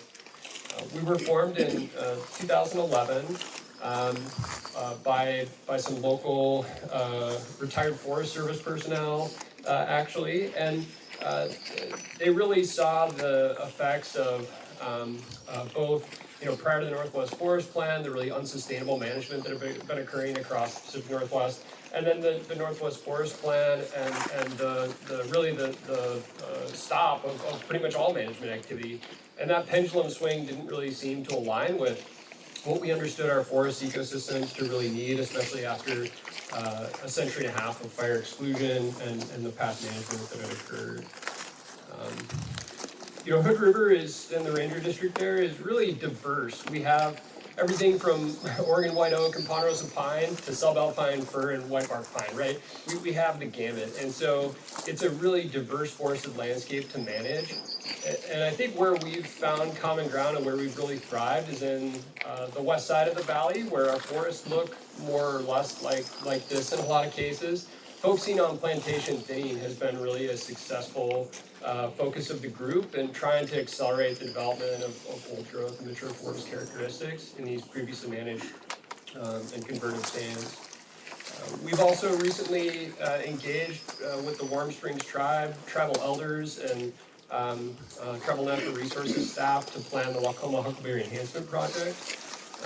The project is in an area that was historically really critical, a huckleberry picking area on Waukoma Ridge, just above Hood River, adjacent to the Hatfield Wilderness. And it was fascinating, right? Tribal elders telling the stories of their ancestors going to pick huckleberries in these places, the use of fire to maintain these open areas for huckleberry picking, and then the Forest Service archaeologists finding the evidence that the tribal elders were talking about on the ground. And so I think it's an exceptional example of the Forest Service really reaching out and engaging meaningfully with the tribe and trying to create opportunities to really meet our obligations to tribes and tribal and treaty rights. The Wasco County Forest Collaborative is working on the Barlow Ranger District on the farthest eastern part of of the Mount Hood National Forest. And two of our founding steering committee members are here, Brenna Bell and Kristin Dodd, and have been instrumental in creating the foundation of success, spending 4 years in the weeds, planning the Rocky Restoration Project, our first project, right? A 7,000 acre project that took us a long time to plan, and that we're just now really fully implementing. But since then, we've planned 6 additional restoration projects. We're covering almost nearly 30,000 acres, or footprint acres of treatment across the East Zone. Really embracing, as Kristin and Maida alluded to earlier in their comments, an all hands, all land strategy, thinking about how do we not only build social license and accelerate the work that is happening, the dry forest restoration work that's happening on federal lands, but working with our neighbors at the ODF and W wildlife area and adjacent private lands through our partnership with NRCS and ODF and the local stormwater conservation district to really have that all lands restoration outcome and approach. We're also, as Kristin mentioned earlier, and something we're really proud of is that both in Hood River and in Wasco County, we focused a lot on federal lands and trying to create healthy and resilient forested landscapes and restoring forest ecosystems, but we've recognized and have invested in preparing our communities as well. And so in Hood River, we started a defensible space initiative that includes free home assessments for landowners, free mobile chipping program, free crew time available for some of our most vulnerable community members to do defensible space work around their homes. In Wasco County, we received $5.9 million through the Community Wildfire Defense Grant to do that important work to have fire-adapted communities. These strategies are complementary. We have to have both fire-adapted communities and healthy and resilient landscapes in Oregon.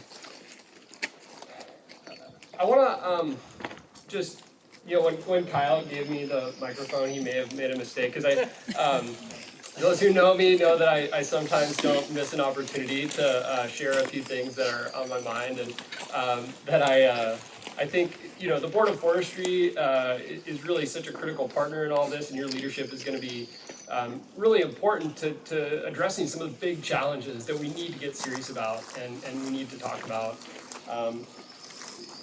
Climate change and the anticipated effects of climate change are already wreaking havoc on a lot of the things that we care about. The climate scientists that have advised our groups suggest that by 2050, the Columbia River Gorge and the area we're working around Mount Hood is going to have the climate of Southern Oregon. By 2080, Seattle is going to have the climate of Sacramento. Right? We got to really internalize what that means and think about the effect that that's going to have on our forest ecosystems. This is unprecedented change that's happening way faster than these forests have ever experienced. We, on the farthest eastern end of the Barlow Ranger District, are watching the transition of our pine oak woodlands to oak savanna. We're losing all of our ponderosa pine to long-term drought and to pine beetle outbreaks. This is happening now. Climate change is not something we're going to deal with in the future. It's happening right now, and we're watching it, and our communities are watching it, and they're on the front lines of climate change. I just, want to challenge all of our agency partners to really articulate and think differently about how we talk about wildfire. Wildfire is treating far more acres through low and mixed intensity fire than we're ever going to treat mechanically or through prescribed burning. And we need to embrace wildfire as one of our management tools. Really the best available science that we have to start doing this, especially on our public ownerships, is by doing pre-fire planning and using potential operational delineations and potential control lines as ways to think about creating these big boxes on the landscape where we can, in hopefully some cases, prepare the landscape to accept fire and let fire play its natural ecological role. We're going to have other places on the landscape, other pods, other boxes, where we know full suppression is always going to be the mandate. There are too many values at risk, but that's okay, right? We have to get nuanced. We have to really accept that fire is part of this landscape. It's going to be a bigger part of the landscape in the future, and it's going to play a role in shaping the trajectory of these landscapes. And so I think we've been struggling locally, and I know statewide, and really embracing the POS and PCL's approach. And I just want to challenge the board and our colleagues to recognize that this is the best tool we have, and we're going to have to do pre-fire planning. I think a couple of the other big challenges that we're up against is that the vast majority of this work is non-commercial in nature. There's not a lot of value in our dry eastern forests in many cases, and the non-commercial work that we need to do is really expensive. With the leadership of the Forest Service, our state partners, and others, we were successful at being named the Wildfire Crisis Strategy Landscape. We've received multiple Joint Chiefs Awards. We continue to go after every source of funding that we can possibly find to pay for the expensive work that is non-commercial thinning. I think that the time in which these big, the big pots of federal money are going to start drying up is I think the writing on the wall. And so if we're serious about really doing this work, we have to get serious about burning at a large scale. We have to prescribe burn big blocks. We have to work with our communities to create the ability to do that. We have to get comfortable with using prescribed fire at a large scale as agency partners. So I'm really heartened by the work that ODF is doing to increase prescribed fire capacity as part of the Good Neighbor Authority agreement with Monmouth National Forest. I think that's an excellent step. But we're going to need more staff. We're going to need more resources to really do prescribed burning at the scale that we need to. The other big challenge that we have, especially in terms of adapting our forest to climate change, is going to be really embracing that there are places where commercial thinning is going to be the best tool to achieve that outcome. But we have to provide certainty to the environmental partners, to the public, that we're not cutting the biggest and the oldest trees. We have to have some hard conversations probably about diameter limits. We have to have some hard conversations about how we're designing prescriptions and treatments in a way that's going to retain these legacy features that we want to see on the landscape for generations to come. And so I think commercial thinning is going to be the best tool to reduce a lot of the grandfather ingrowth, the encroachment that we've seen after 100 years of fire suppression. But it's there are a lot of people who don't trust the Forest Service, who are skeptical, and we've got to embrace that and figure out how to address those concerns and how to design projects in ways that we assure the public that we're going to get the outcomes that we're saying we're after. Finally, I want to acknowledge the great work that our partners, Kyle and Jennifer, locally have been leading through the Federal Forest Restoration Program. They cover really big geographies and are incredibly understaffed and under-resourced for what we're asking them to do. And so I just, the accomplishments that Kyle described are really impressive based on their current staffing levels and funding levels. We should double that. If we're going to get serious about this, we really need to increase the investments that we're making in the partnerships, in monitoring, in planning, if we're going to address the scale of the restoration need that we see out there. So that's it.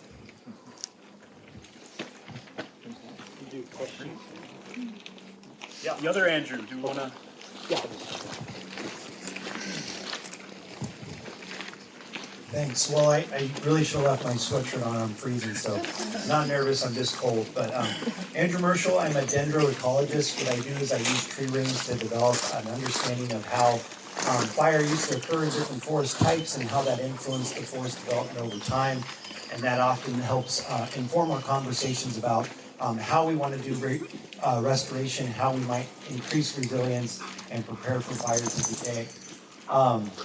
I think it's important maybe to give you guys a little bit of a background on my career. I think it's really been shaped by this need for science delivery and technical assistance. So I've been lucky to be a part of several technical assistance projects supported by ODF on the Deschutes, on the Freewind, and then most recently on the east side of the Mount Hood.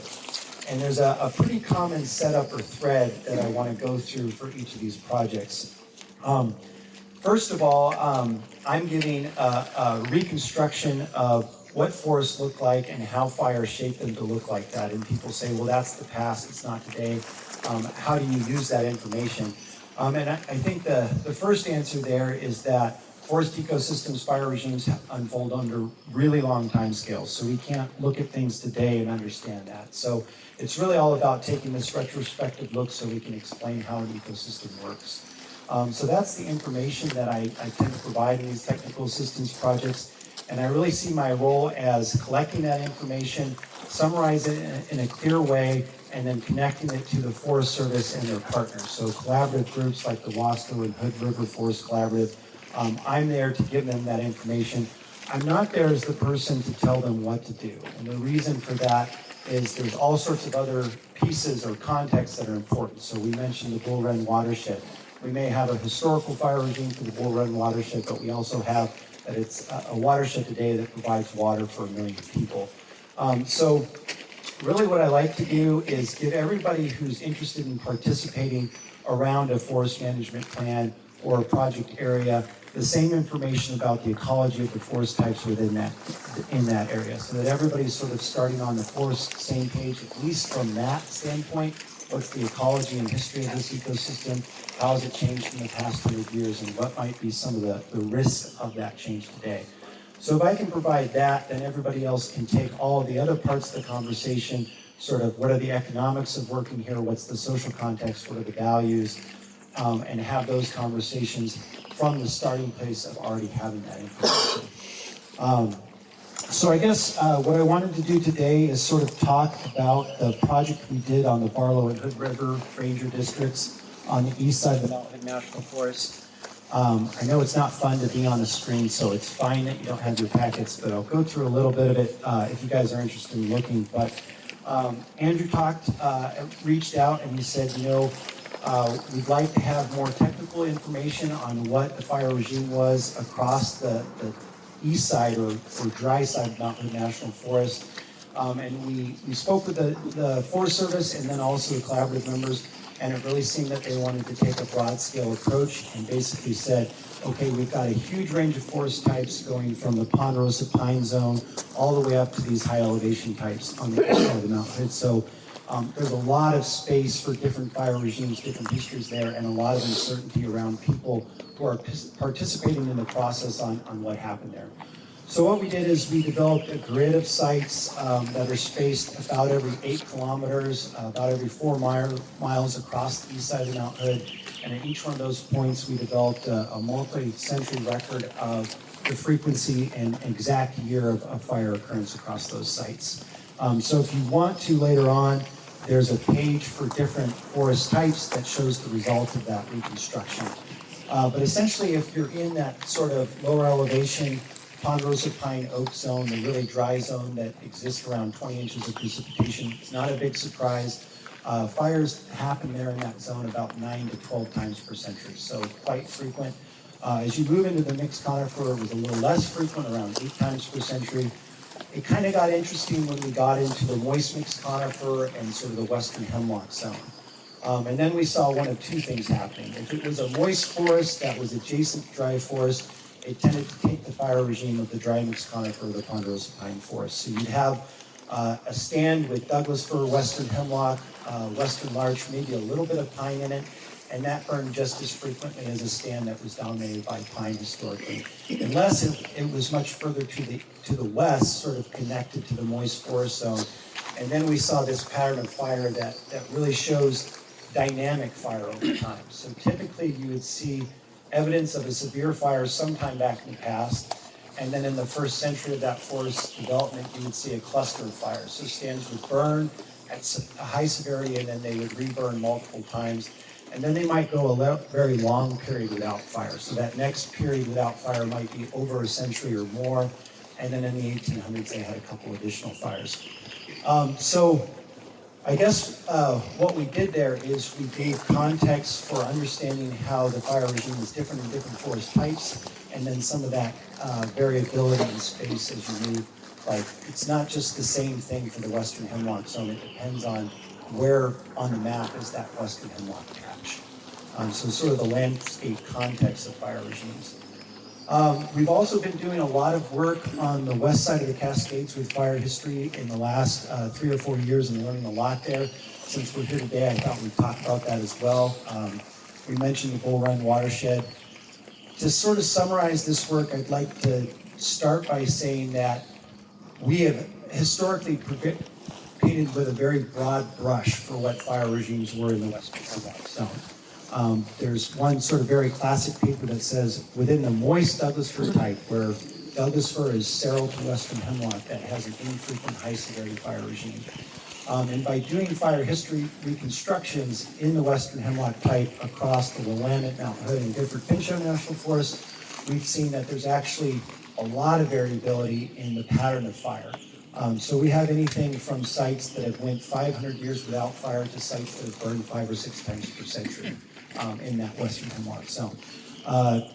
There's a page in the packet, but it basically shows you 5 sites that are along this Highway 224 as you go up the Clackamas River. We have evidence of a large stand replacement fire in that area in 1690. 3 of those sites developed with very little fire, maybe a fire when they were young, a reburn. The other 2 sites there developed with relatively frequent fire over time, so they had several fires per century. So that's adding a lot of nuance to the conversation about the historical potential for fire on the west side and how we might think about living with fire on the west side. I think we've sort of lived in this conception that fire on the west side is always going to be these infrequent high severity fires happening on long time scales. I'm not here to tell you that those fires don't happen. They certainly do. They happened in 2020. They happened in the Tillamook fire, the Yakult fire. But in between of those fires, the Western Hemlock system had a lot of relatively small fires that were mixed severity that included a lot of low and moderate severity fire.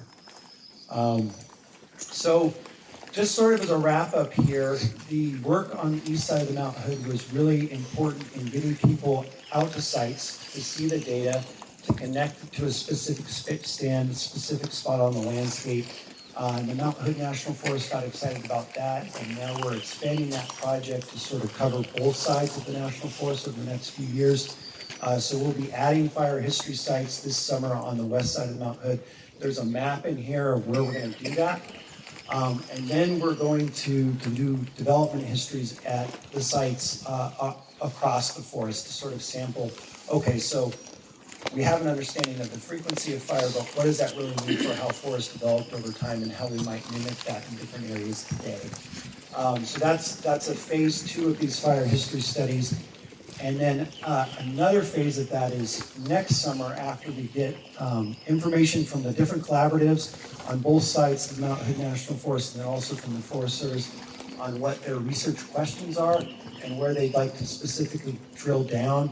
We're going to go into specific project areas or areas of interest. It could be something like the Bull Run. It could be an upcoming project area and do more fine scale work. So with a lot of this fire history forest development work, it's been pretty coarse, and we're recognizing that people do treatments that need to vary by aspect, north slope, south slope, mid slope, all those things. So can we do some finer scale work that sort of gets at informing what people do at sort of an operational scale?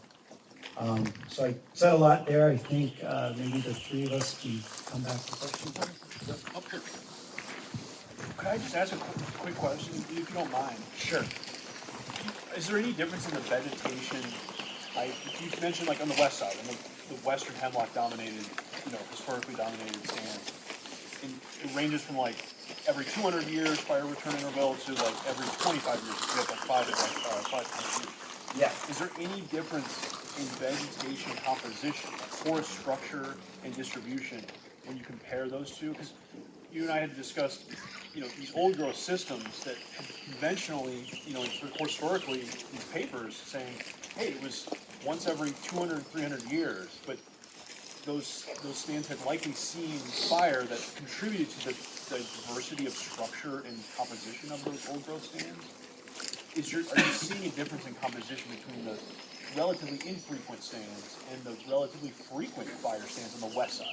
Yeah, that's a fantastic question. So to lead off, across 60 sites that we did in the Western Hemlock Zone, West Cascades, the average number of fires that an old growth stand had during its development was 5. So that could be anywhere from it had 0 to 12. But the average is about 5 fires for a stand that's reached old growth status.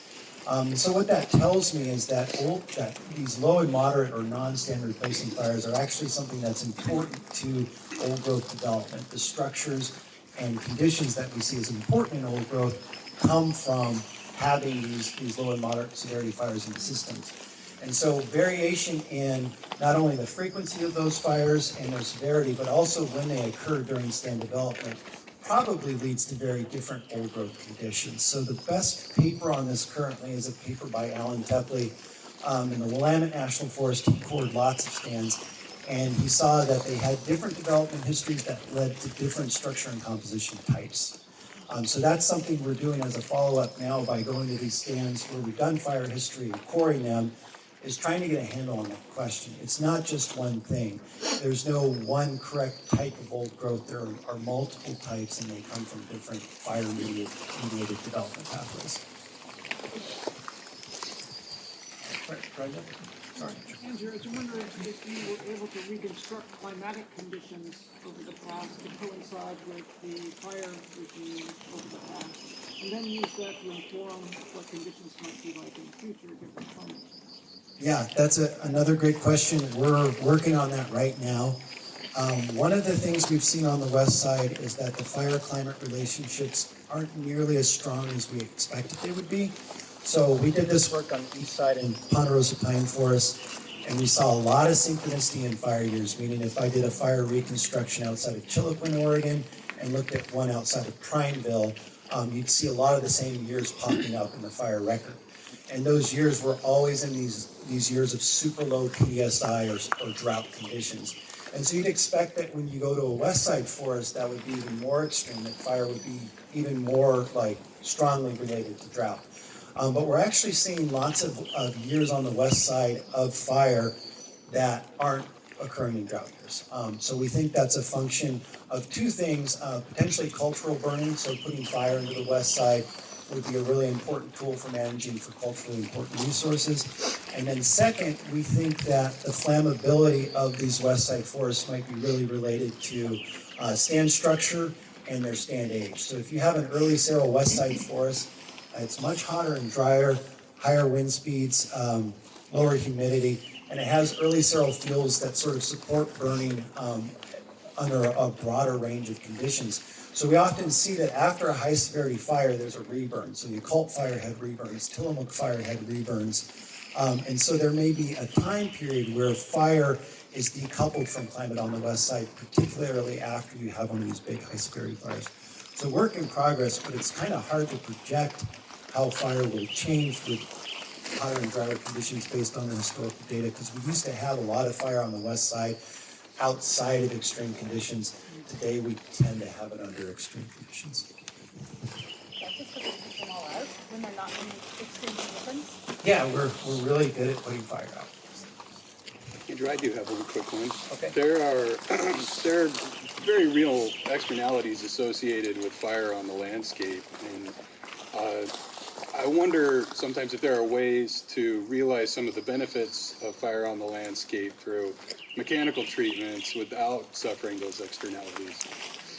Yeah, I think, again, that goes back to this description of these are historical conditions and dynamics. We operate in a very different space today. So there's going to be boxes or pods or places on the landscape where fire might be able to operate in one way, and in other places where we probably should use silvicultural surrogates to get or to mimic fire or what fire did. And I think we sort of, on the science end, have a lot of work to do to sort of recognize the role fire was playing on the west side and then translate that into different types of treatments like you're talking about to get some of those values without the risk of fire. Hey, Andrew, I just, your work is mainly in the Cascades, but when you mentioned landscape fires following shortly, I was thinking of the Silver Fire and then the Biscuit in the 80s and early 90s. Has any of the work in Southwest Oregon informed some of your tree research? Because I know that Dr. Tom Assett and his forest ecologist did some early work following the Silver and the Biscuit. Yeah, that's another example that I think connects to this sort of pattern of reburning after sort of a first high severity fire in an area. We're also seeing that in the Coast Range, so we have some fire history work there on the Elliott State Forest. And that had a big fire in 1849. It was a pretty well-known fire. It then reburned in 1868, and then fire frequency actually increases after those fires up until about 1910. So it does seem like a property of this Douglas fir western hemlock ecosystem to burn more when it's young and burn more in these early seral patches. Another way to say it is this fire might be kind of self-reinforcing in the west, on the west side of the Cascades. Yeah, we've seen temperatures like pre and post in the 2020 fires of 30 to 40 degrees change increase after those fires. If you think about the difference even between where Andrew's standing right now shivering and right around the corner of those clear cuts where the sun is shining, you know, over time, over the season, how quickly things might dry out in the productive system, where you have herbaceous pools and things like that. It feels to connect and burn really can come back quite quickly. I want to say two times. Yeah, I don't know how much time I have. My name is Phil Montana, just great to Black River. Started officially in March, but I joke with Maida that I've been in a long-term interview since July, so just glad to be here to help stability with the district. So I just want to say thanks for the invitation to talk. So a little context where CAR comes into play. It falls into the North Platte Integrated Project area, and that was signed, the decision notice on that was signed in January of 2020. I started here in 2016 in silviculture, and after completing another project, I was pulled into this course. And one of the things I remember with our relationship with ODF, Phil Chang, some of you may know him, he was here, I think, under Kyle's position at the time, but he came to us if we could use some funding through the PACE initiative to help with planning, and Jackie Gross, the ranger, and I said, yeah, we can take advantage of that. So we used those funds to help support a stand exam contract for the planning area, and we're successful with that. So a little bit more context for North Platte. It's about 25,000 acres, predominantly in the western hemlock zone, some Pacific silver zone as you get higher. I'm glad we're talking fire because historically, this planting area, the landscape was developed over the course of about over a century. Railroad logging did occur here, but in the 20s, 30s, 40s, I think 50s, we did have numerous fires that burned at a larger scale. Many of them were human-caused, probably from the railroad logging that occurred in part, and probably some other campfires. So across this landscape, it's roughly with some natural recovery, but predominantly it's an even age type stand ranging from 50 to 70, 80 years old. So, you know, coming from the stand exam data, working with the ID team, the interdisciplinary team, we came up with some purpose and needs for the planning area, and I think that may be shared in the handout that you have received. But predominantly, we were looking at increasing health and vigor of the stands, especially in today's times. Looking at promoting, improving habitat for foraging, spotted owl habitat, and increasing some foraging needs across the landscape. As I mentioned, it's an even age stand, so it looks roughly the same. If you have driven up the 4610 road or you hear the Liddy Flats Road, it looks pretty much the same Douglas for western hemlock type stuff. And that, like I said, about that 50 to 80 year age range. So with that in mind, some of the proposed actions that we are employing or we proposed at the time, and of course are signed, is to do some thinning from below especially, and through some variable density thinning, which involved retaining some of those units that we're thinning as skips, which are focused around snag patches, for example, or legacy trees that happen to be in the units, and also in part promoting that foraging habitat, creating small gaps, and when I say that, we have some gaps in some of our bigger stands of up to 2 acres. We were kind of pushing the limit. I've heard other forests pushing based on their forest plan, about that much. So that's why I thought we'd try that out here. And that was a small scale. It was like, one, maybe two of those 2 acre patches in a 60 acre unit, for example. So, and then providing or creating portions of the stands in heavier thins to promote again that foraging habitat. We do have some fuel breaks that we proposed along the Lindy Flats 4610 road, and then of course across some of our boundary here. So that's kind of a nutshell where we are with North Flat. And then as around 2019, 2020, we started talking more with ODF because we looked at CAR as a potential timber sale to employ the Good Neighbor Authority. So, and then of course 2020 it was signed. We had to deal with COVID, and then the Labor Day fires. So that kind of put a stop on our timber sales. But we started coming back in last year, especially working with Jennifer and staff, my staff here, the ID team. They came together trying to, initially our staff did lay out the units and post the skip scabs and heavy thins within the units. And then working with Jennifer, our ID team, developed and made sure that our project design criteria were understood before Jennifer and ODF put together the contract, awarded it, and then are now implementing here on the ground, as you see. So that was awarded in May of 2023, and I think the final bid was around $3.8 million. So much later on, some of those funds can come back to the forest to help out with some additional projects. As an example, we have some regeneration harvests that we are employing on this sale, and we'll use some of those. I can't remember what we're doing, Jennifer, but the idea is to possibly employ some of those funds to help with the reforestation needs on that, on I think about 90 acres. And then one thing we've been talking about in the past year is to see how we can find a cradle to grave project here that ODF can help us out with, and that'll probably employ a CE. We wanted to, start small.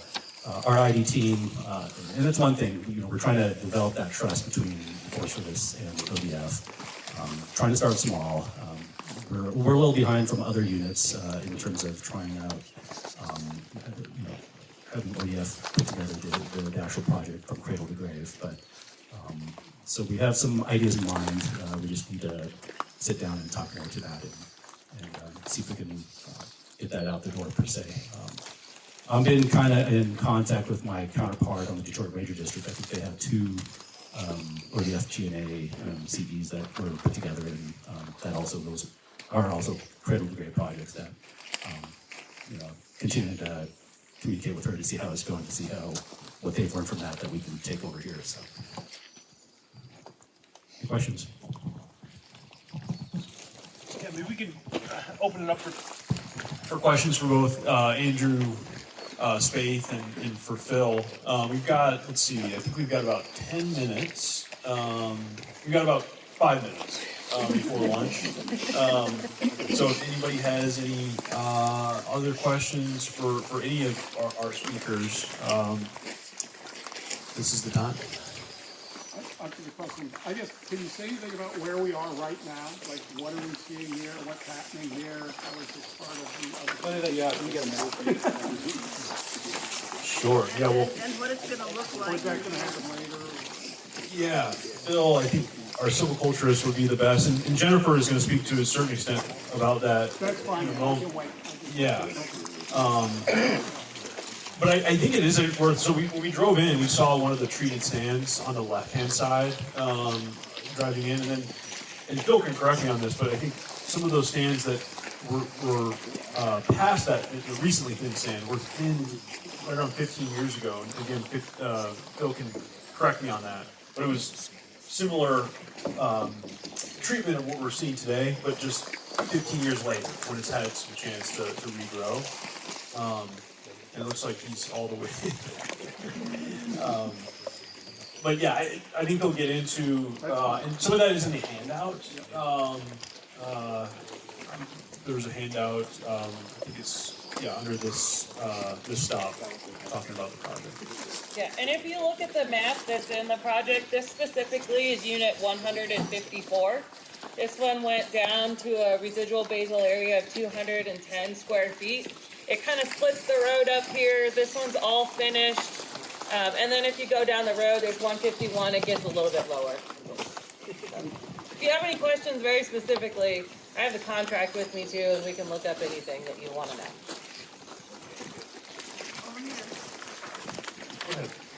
What's the desired future condition? Yeah, good question. This is all in matrix, so. So Phil, I'm gonna let Phil talk about that. So Brenda asked, what's the desired future condition of this project, specifically the car G&A, but also kind of the North Track EA, and maybe you can use the handout and reference that. Yeah, the purpose and needs I've already talked about. Roughly half of this planning area is in matrix or C1 timber emphasis. So with that in mind, under a forest plan, with those units or with those areas within the planning area that's within that, the C1 timber emphasis, we can, and I've talked to folks about this. You can thin so much before, having to, if you will, start over the stand, because that's what our plan says. If we've met 95% of our median increment, which means at some point the age of the stand will increase its volume production on average, and that economically. Well, we're not here for economics, for the primarily economics, but in private industry. That would be the point at which a stand would be started over and started. So the other thing is, we are trying to. There are stands that are within LSR.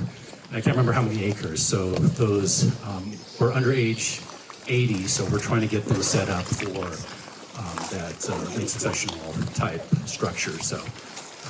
And then, of course, there were other components of the planning area that I think were in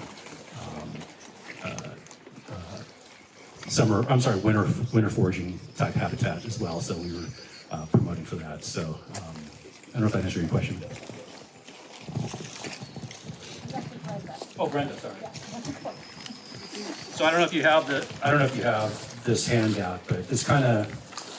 If you have that, that's the planning area, and within the planning area, if you look at this, it's kind of that northwestish corner that we're in right now. So, and this right here, the bigger map shows the timber sale. We're roughly, I think, right about here, and that's unit 151. We're sitting right at I-7. That is in our handout. Is this a smaller version of this map? We're at I-7 now. So this 155 is what we passed on the way in on the left-hand side. One thing I think, and a question for you, Phil, those stands that we passed on both sides of the road on the way in, those have been recently thinned, between 10 and 15 years ago. Is that right? Or do you have any? Are you talking the regeneration? That was within Weyerhaeuser property, but I'm talking about. Oh yeah, I think that was part of a different sale. I can't remember. I can't remember the name of the sale. That was before my time. Fair enough. Yeah, it just being an accurate representation of what these stands are intended to look like 10 to 15 years from now, perhaps. Okay. Any other questions before we go to lunch? Great. Yeah, looking forward to lunch and looking forward to our next stop. So thank you.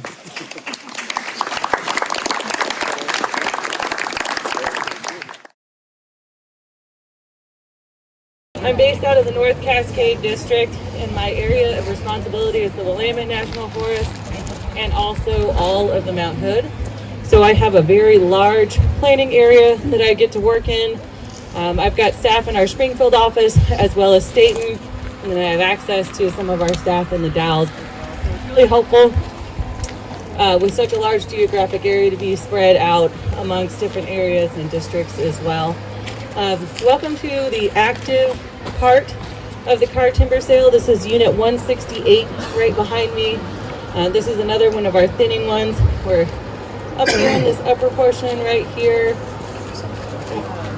A couple really exciting things about this opportunity with this timber sales that we're doing something a little bit different that the Forest Service presented to us. It's conditions-based management.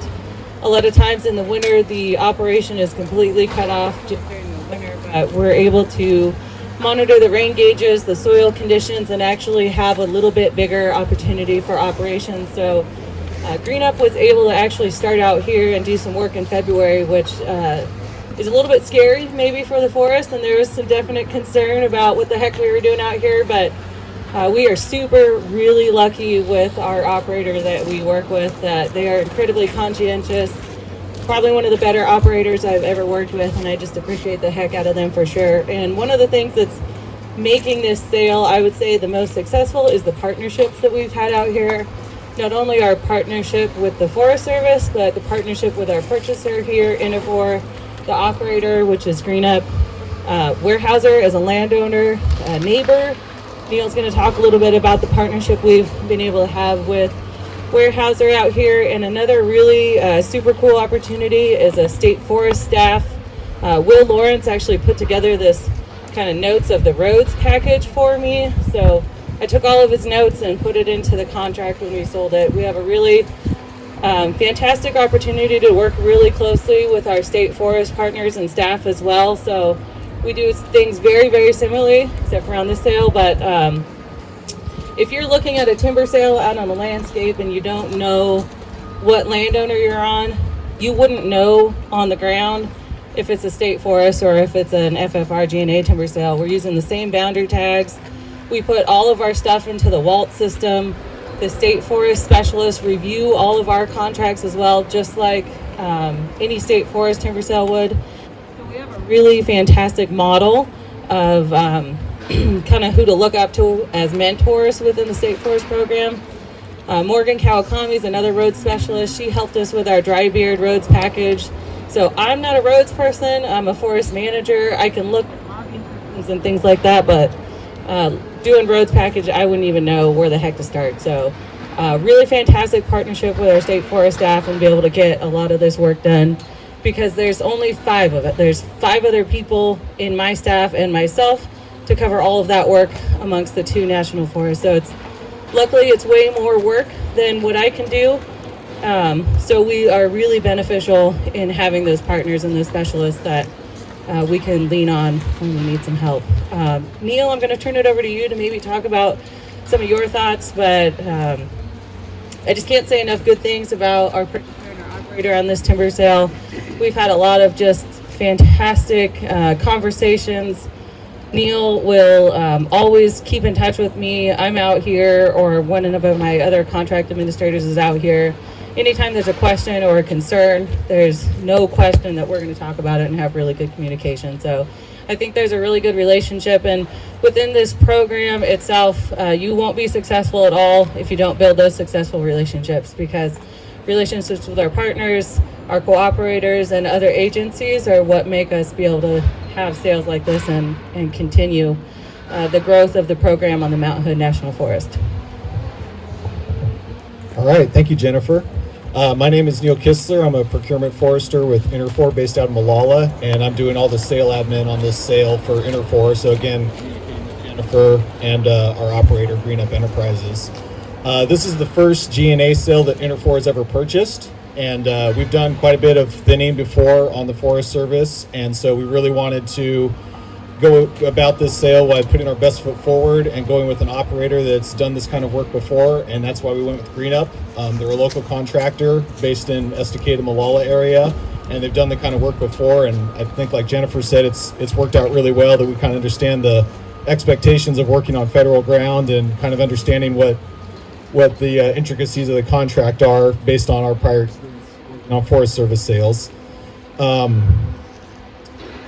So the other thing I was going to say, you already touched on the conditions-based contract. That was a huge benefit for us with Interfor, and why we had such a large interest in this contract was because of the conditions-based. Normally, we would only be able to operate on this sale between June and October. So on a regular operating season, we would just be starting now. But now we already have some trees down. We have some temp roads we've been able to build when the weather's been favorable. And we're not trucking today, but as the weather improves and the conditions get better, we'll be able to start trucking on this sale again.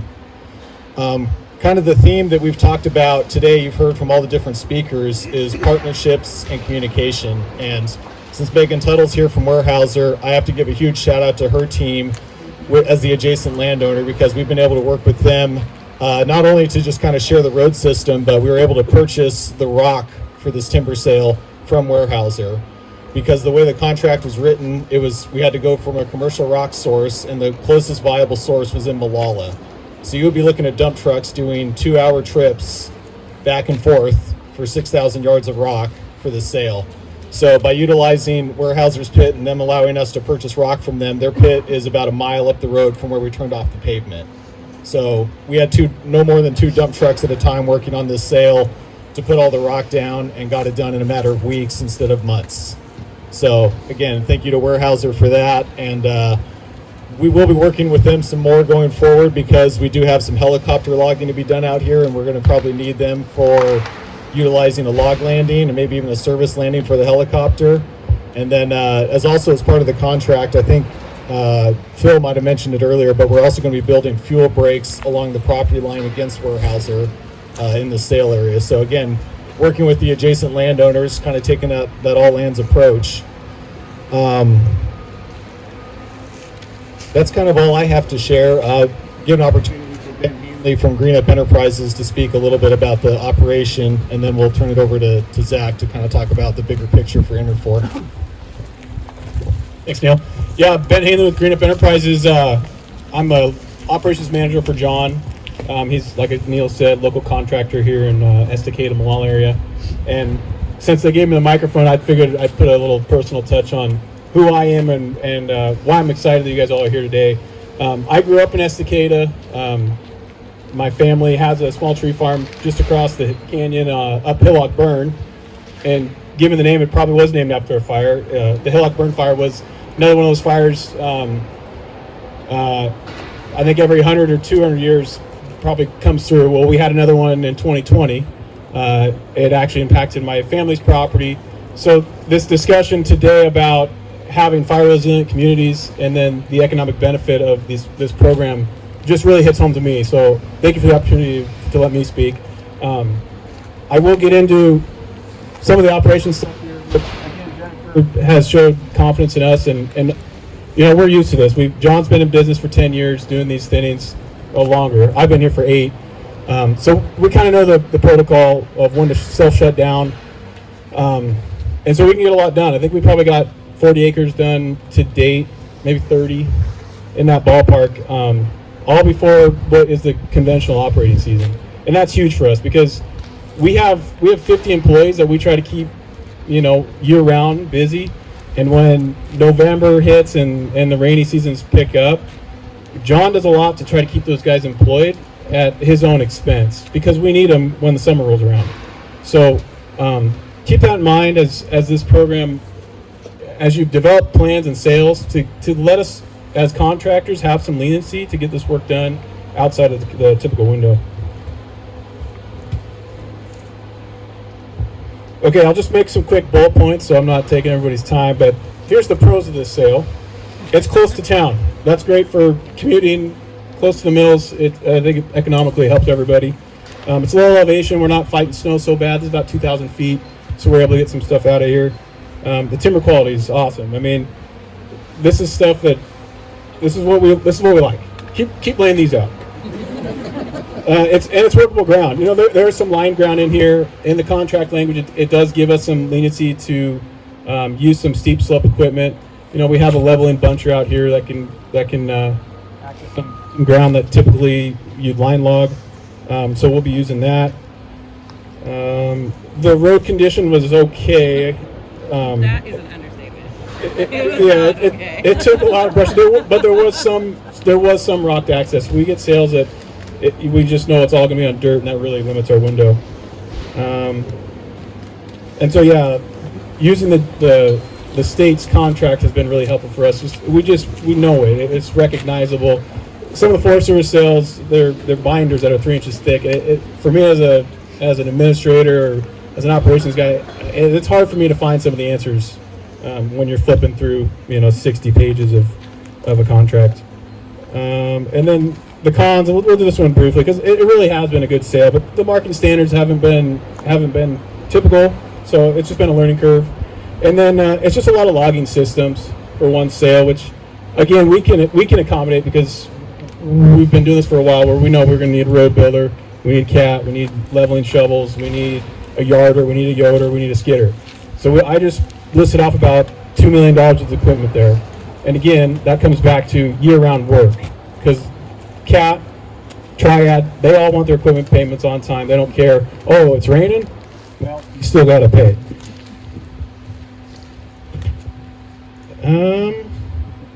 But yeah, just the GNA program, the fuels reduction thing is great, and getting jobs for the local community is awesome,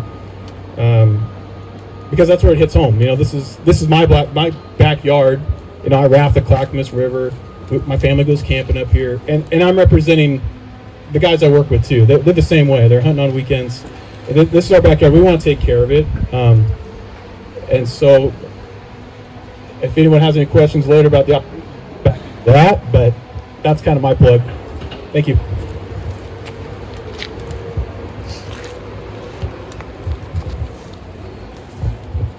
Thanks, Ben. Yeah, so my name's Zach Hawes, the timber manager for Interfor in Molalla, Oregon.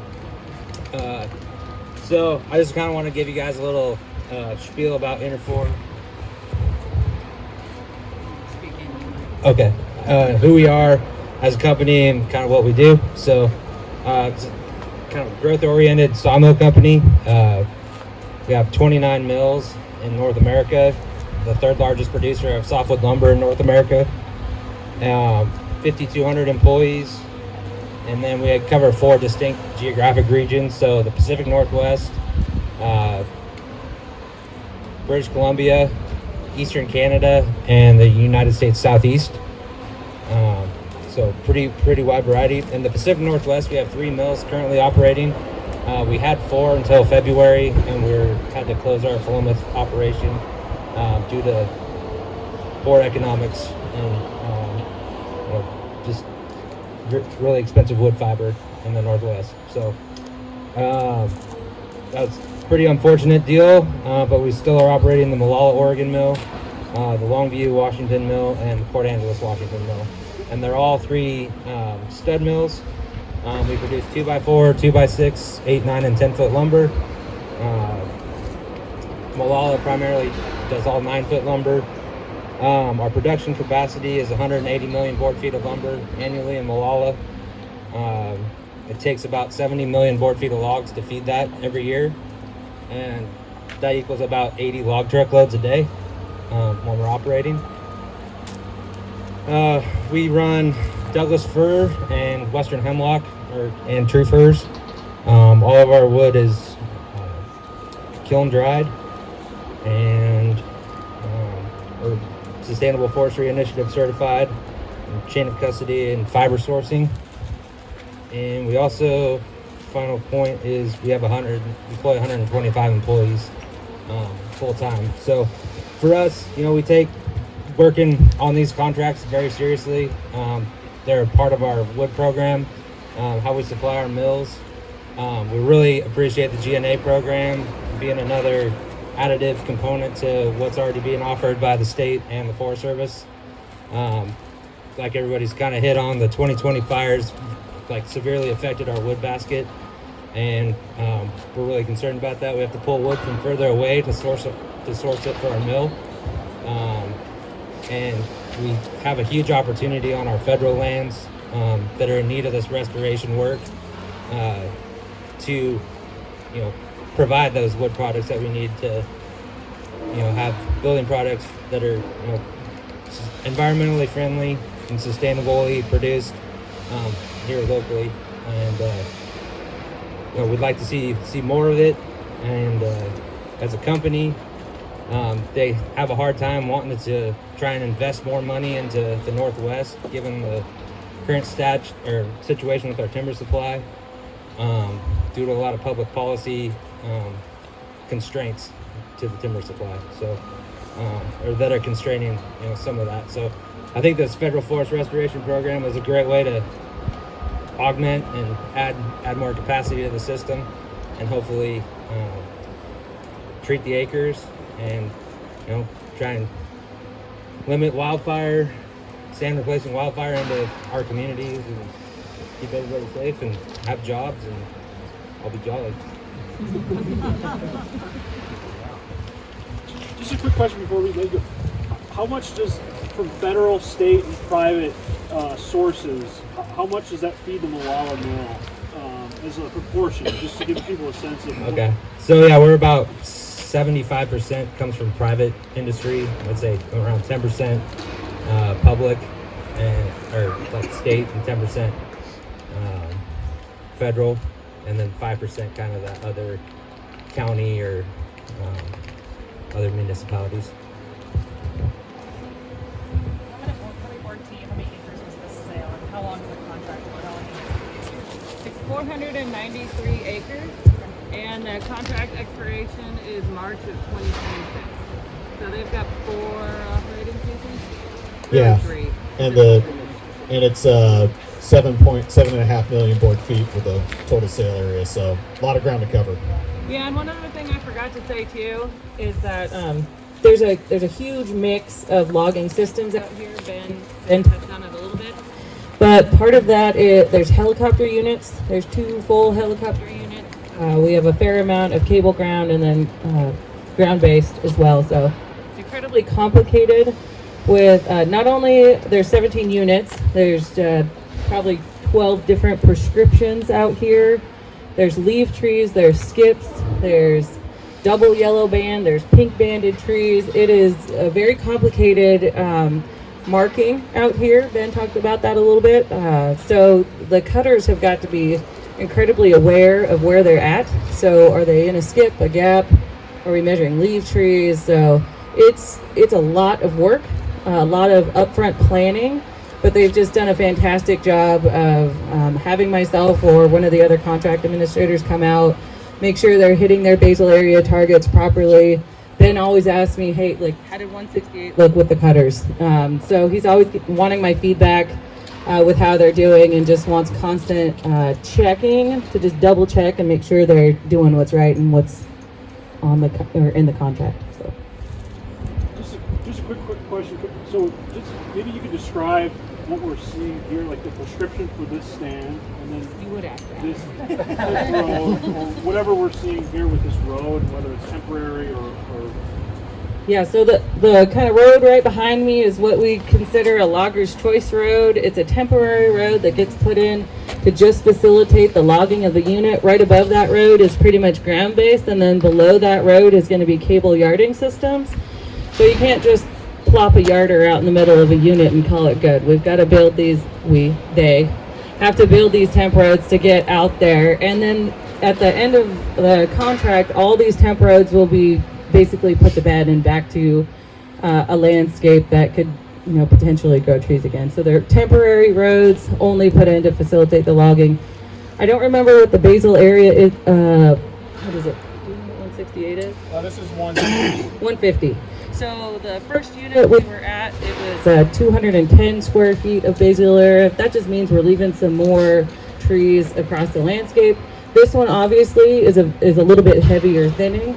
So I think we've got everywhere from like a 110 to a 210 range of square feet of basal area. So more thin to less thin is a good way. Most people don't understand the concept of basal area and what that means. So more trees or less trees per acre, and it varies by all of the units. So there's really, it's not just, the same prescription across the landscape. That creates a nice diversity in what we're seeing in the trees with what's left behind. Phil talked a little bit about that management, like for ungulates and grazing. So a little bit more open like this will provide great habitat for the ungulates, the deer, the elk, things like that. And our birds love stuff like this, the raptors. It's a little bit more open. And then you get some of the closer stuff that has a little tighter grain for growing and things like that. So lots of good variability, but that also means you have to be way on top of contract administration, what unit you're in, what cutting prescription you have. So I would even say for me, I've been a forester for almost 20 years. It's incredibly complicated out here, but Ben's cutters are just top notch. Like some of the best cutters that I've worked with in a really long time. They are just nailing every single target really, really well. So. And they are harder to come by. We got two full-time cutters, and it's really hard to gear up and find more because they're kind of a dying breed, the hand cutters particularly. But and that's a going trend. It's just harder to find more qualified workforce. Ty's doing a great job. He's working on one of the gap cuts right now. So there was about 10 double band yellow trees. We cut anything within 56 feet. So there's going to be a bigger hole behind us here as he works throughout the day. And back to the logger, the temp road. I kind of like the way this was set up because we were allowed to put the roads where, within reason, 100 feet from the break, so we can set up for our logging systems. Some guys might bring a different size yarder in and want to log it a different way, but this way I can kind of facilitate to the equipment I have planned. If I can get one more plug, I do like the idea of leaving some of these temp roads in just for the fire mitigation, but that's not my decision.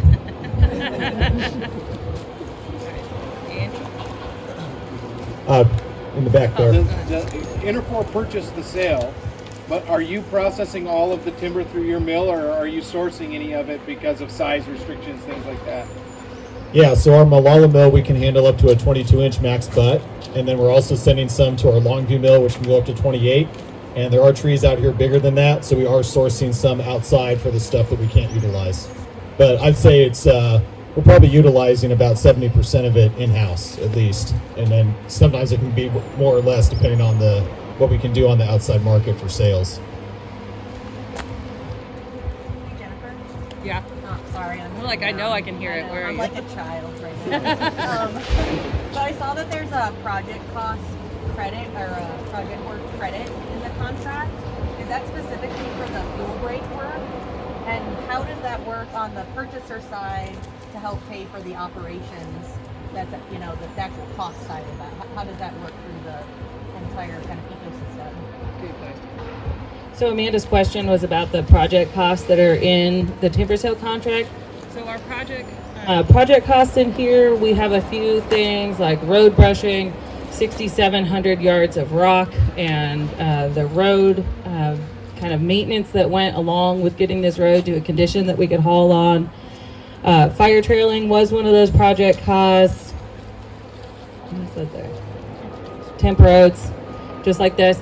So those project costs are directly reimbursed back to the purchaser.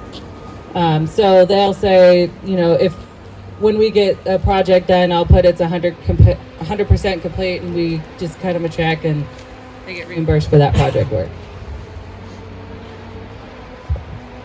Just to elaborate a little more, that credit back is via stumpage credit. Yeah. So we get a bill for the stumpage, less the credit we have for the project work that was all part of the contract. Right. And I guess the follow-up would be, and then for Ben, is that equating exactly to the actual operations cost? Like, is that covering your guys' cost to do that specific work, or is it not really? It's a separate. Okay. Yeah, so as the purchaser, when we first looked at this contract, ODF is going to reimburse us, let's say it was $300,000 for all the project work. We had to appraise what that was actually going to cost, and it actually cost more. So we had to appraise for that and lower our timber value that much because we knew it was going to cost more than the appraisal necessarily had, and also to build a little buffer in case, roads fell apart, things like that. So we have to build that into our bid that we submit to the state when we go to purchase the sale. Yeah, and I'll be totally honest, if I'm looking at project costs, the spreadsheets that we use are probably 10 years old. Like, I had a really good conversation with several people when we sold our dry beard G&A timber sale out of Detroit about how do we actually bring these costs up to reflect what they really are. Because when we did dry beard, our project costs were probably about half what they actually should be. So we have to be really responsible and don't just use the same form that we have all the time. I've been working really close with our purchasers and road builders especially to say, like, what are these costs? What should it actually be? Because I'm not an expert. I'm not a road builder. I don't have road brushing equipment, so I don't know what it is. So moving forward, I'll be reaching out to a lot of purchasers to just have them look at my numbers. Does this make sense? So we definitely missed it on dry beard for sure, and had to rework the appraisal for a few other reasons, but that was definitely one. And this one, I know we could have bumped up those project costs a little bit more too, but it's just inflation in everything, and we need to catch up our costs with everything as well.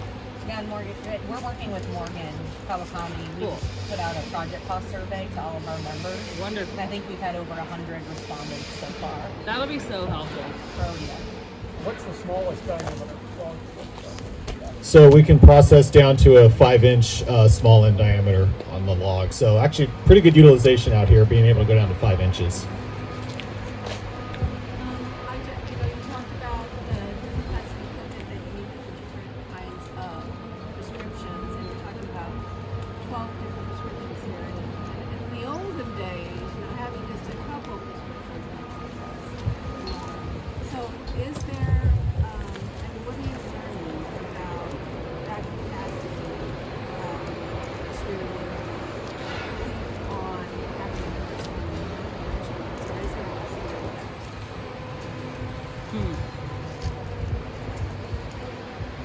Maybe Phil can answer that question.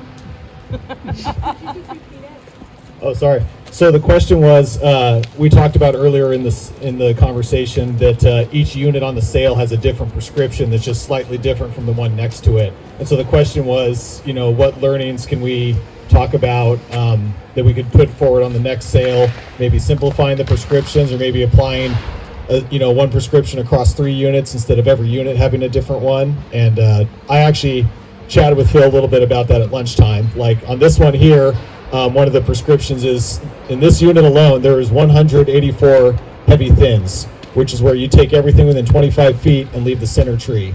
So we're trying to mark the take trees out here for the ground-based operations. So when I'm out here with the Interfor guys and we're marking trees, we're literally having to mark everything because these heavy thins are right on top of each other. And it's going to be a lot more wide open after that. And so I was kind of saying to Phil, maybe we could just do the leaf trees next time in that part of the stand where we only have to leave these trees that are spaced out and then take everything else instead of having to go through and pre-mark all the take trees. So it's probably one of the early learnings here with this sale. And again, we've only been operating on it for a couple months, so we're still learning as we go. Well, then from a feasibility, obviously the wider the spacing, the easier for us to, put this equipment between the trees. So I'll just plug that in. The wider the spacing, the more operable it is for us. A couple times you mentioned the difference between the state contract and wet weather hauling and the federal contract. Can you kind of describe the differences and why it makes it easier to operate around the state? Yeah, so I guess the easiest way to put it is that this is a conditions-based contract, which is what a lot of the state contracts are. Like the state contracts will usually say no operations between November and April without approval from the forester. On Forest Service contracts, that's usually kind of a hard no. There might be some way to get an approval there. So this contract doesn't have a set operating season. So as long as we're not doing any resource damage, as long as the road is holding up, as long as we're keeping things in order, we can operate year-round on this. Now, having looked at the sale and seeing what we've been able to put rock on and what we can access, we physically can't operate this sale year-round. But we were able to start here earlier in the spring. We could probably work out here at least until November, and then probably get going again next spring too, and not have to wait for June 1st, which would be a typical start time on a federal contract in this area based on our prior experience. Yes, kind of same topic on the conditions base. In certain circles, and I'm winking behind my glasses, that term can be somewhat controversial. And I think really it comes down to trust, which is something Andrew Spaeth talked on before, but like there needs to be trust that, for me, I focus a lot on federal land, so that good NEPA language gets turned into good contract language that's, you know, concise, easy to follow, that the contract administrator is checking on the contract as it's progressing, and it sounds like even that like operators know and understand what the constraints are and can even self-stop if they need. That takes a lot of trust through multiple different people and different relationships and connections. So I wonder, like, what are the things that you're looking for during that conditions-based approach? How is all that communicated? Is it even like, are you looking forward into the future, like a week ahead, looks like there's a storm coming, like are you doing all that and communicating through that process? I don't know, just kind of shining a light on that for us. I will say Ben is usually a step ahead of me. I reached out to him about the atmospheric river we had over the weekend. He's like, yep, I already know, we're on top of it, I'm watching the weather. So I don't have to ever shut this sale down. They've already shut down probably more times than I would have asked them to. They still would have been able to continue to operate and meet the conditions-based contract language, but they are so careful about what they do out there that they just stop. It's like, we got another job. And one other plug I want to give very specifically for Green Up is we drove up through a clear cut on Weyerhaeuser, ground-based clear cut. They did that job in December, in January, and it was fairly wet, and you would never know. So they have incredibly conscientious operators that are watching the ground that they're working on. They're monitoring the conditions that they're at. Look at it on your way out. It's a fairly fresh clear cut. It's beautiful. They did amazing work out there, and it's a huge plug to what can actually be done 365 days a year, as long as you're paying attention to the weather, you know your equipment's capabilities, you understand what the soil moisture is, and you're conscientious about when you pick those opportunities to work. Well, I think we have two more speakers, so we'll let Andy Geisler come up. But you know, all of us individually are around for when we're done chatting. We can take questions individually at that point too. Okay, thanks. Oh, okay. I'll just awkwardly strut around here. Appreciate you guys inviting me. Sorry I missed the morning, so apologize if anything's redundant. My name's Andy Geisler. I work with a timber products trade association called American Forest Resource Council. We're a regional trade association made up primarily of timber manufacturing companies, so dimensional lumber, stud mills, plywood, veneer plants, engineered wood products, things like that. We have members here in Oregon. We also have members in Washington, California, Idaho, Montana, and now we have one in Nevada. So we monitor federal timber programs. So the one thing all of our members have in common is, to some degree, they all rely on some level of public timber, federal, state, to run their businesses and keep their mills operating. So here in Oregon, our focus is primarily with the Forest Service and the Bureau of Land Management. We do the same in other regions that I just mentioned there. So we have one unique thing about us, I think, is that we've got eyes on different areas and how things are done, because the Forest Service operates differently depending on where you are. Every forest is unique, every region is unique. So we try to act as a conduit for useful information, good ideas we're seeing on some forests that we want to share with others, and same with the regions. We see ourselves as pretty integral to the industry that is in the region, not just for making wood products, but also for helping the Forest Service get their work done. We've got an interest, obviously, in timber volume, but we also don't want to see the Forest Service burn to the ground. So we're supportive of the wildfire crisis strategy. We're supportive of all the non-commercial work that the Forest Service needs to do in addition to the commercial work. But we also see ourselves as pretty important to being around in order to do the work. I think Zach might have mentioned the mill closure in Philomath. We've had 3 other mill closures, I think, in Western Oregon over the past 4 months. There's supply issues. I won't rattle through them. They may have gotten talked about today already, but from the federal side, we've seen the Bureau of Land Management's program go down by 25% this year. The Forest Service is down Region 6 from where they were several years ago. Obviously, there's, Habitat Conservation Plan, Private Forest Code, Washington DNR programs going down. The wildfires have a significant impact There's impacts up in Canada. So all this is to say there's a supply constraint. We see the federal program as a player that could fill that gap, grow their program in a way that also reduces wildfire risk. So we want to be around to help with that. So we try to ensure and help the Forest Service be fully funded, for example. That's something we work on every year, is to make sure that funding is available for the Forest Service's timber program as well as their roads program.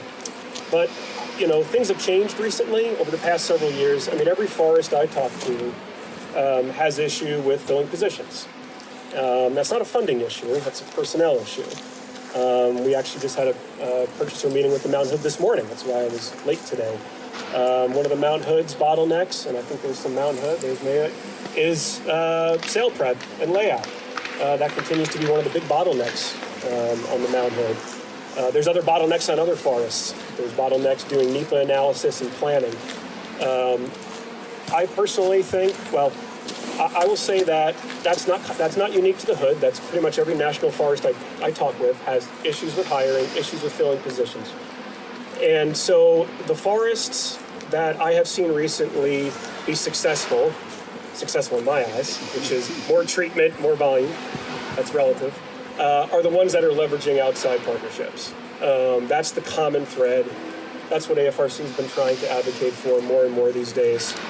We still want to see the Forest Service funded, but I've come to realize that if a forest is going to grow their program, they're going to need to get outside help to do it.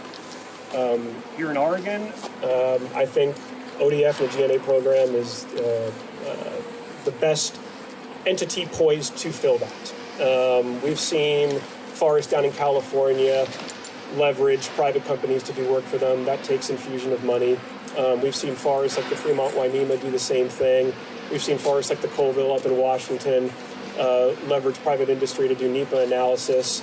Those are the forests that have very robust programs. So here in Western Oregon, to me, Oregon Department of Forestry seems to be the best poised, both in terms of skill set for what it's needed. Obviously, I think we're seeing that, to get sales prepped, to get sales administered, to fill that role. So I guess that's mainly what I wanted to share, is, you know, I hope the board recognizes that and supports it.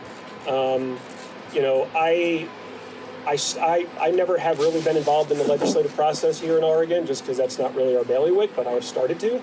I think last year or the year before was the first time I submitted some testimony supporting the program and supporting its funding, because at this point we've come to realize that that's what's going to be needed to grow the Mount Hood program, grow the Willamette program, and so on. So really hope that, you know, this is a great display of what ODF can do, what the GNA program can do. And it's pretty critical. Like I said, you know, we mentioned the mill closures. You know, there's probably going to be more if things don't turn around here soon. We don't want to see that. At the end of the day, we want to see the land get treated.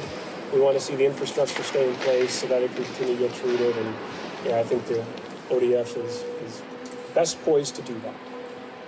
That's pretty much what I had. I don't know if there's anything else or questions. Any questions for this group? Any more questions? Okay. Good. So maybe we can kick it off to Marcus. Go now. Good afternoon, everyone. I'm Marcus Kaufman. I'm the Biomass Resource Specialist, and I'm going to just give a quick update about the Oregon Mass Timber Coalition and kind of make the connection to the two themes that we've been talking about of resilience and partnerships. But I'll start with, like, you know, what is mass timber? So mass timber is the advanced wood products technology that allows us to build tall wood buildings.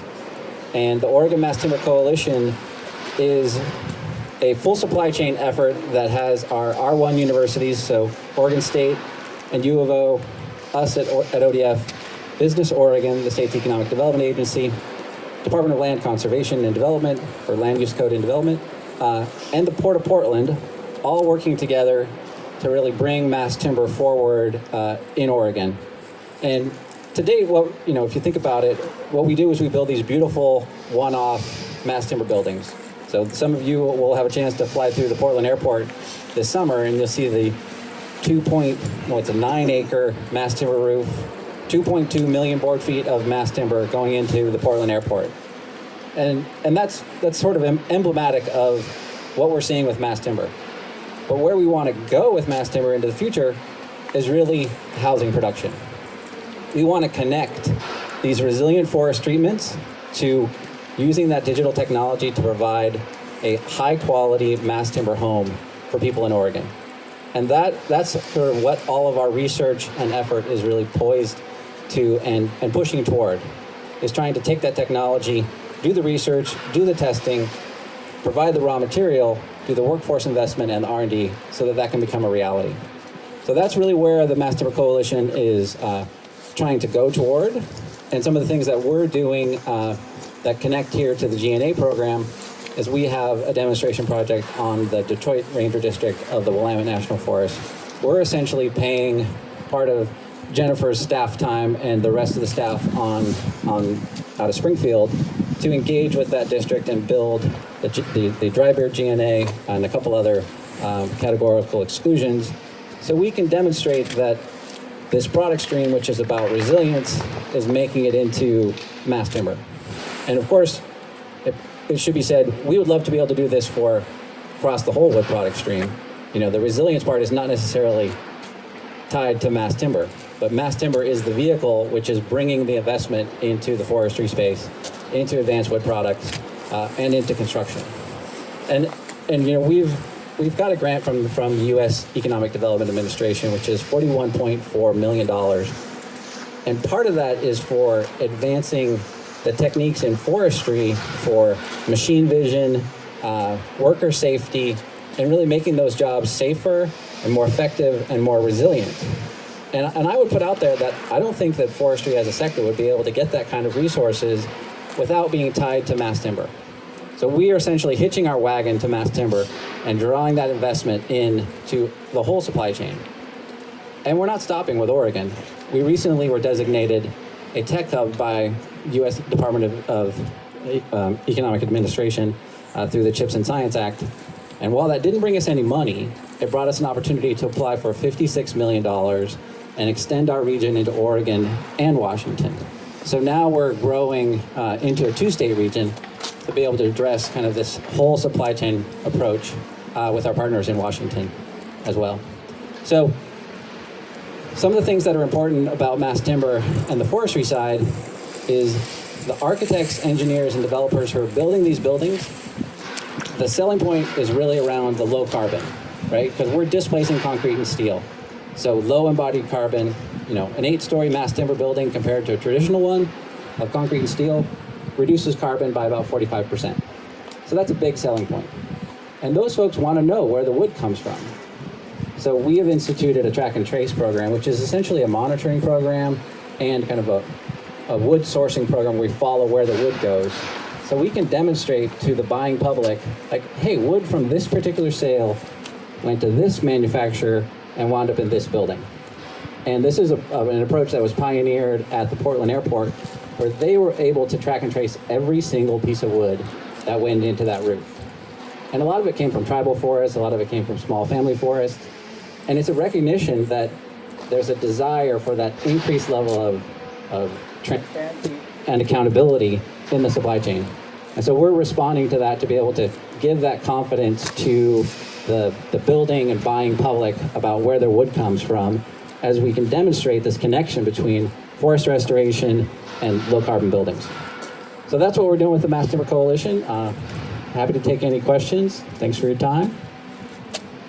Quick question. Yeah. Have you seen an increase in cross-laminated timber production over time, the past few years, or do you see that expanding even more so in the future? Yeah, so we did. The question was how much have we seen an increase in cross-laminated timber production? So Oregon did have the first CLT manufacturer, which was D.R. Johnson. They're no longer in production making CLT, but recently Timber Lab, which is a spinoff of Swinnerton, announced that they're going to build a new facility in Millersburg, just outside of Albany.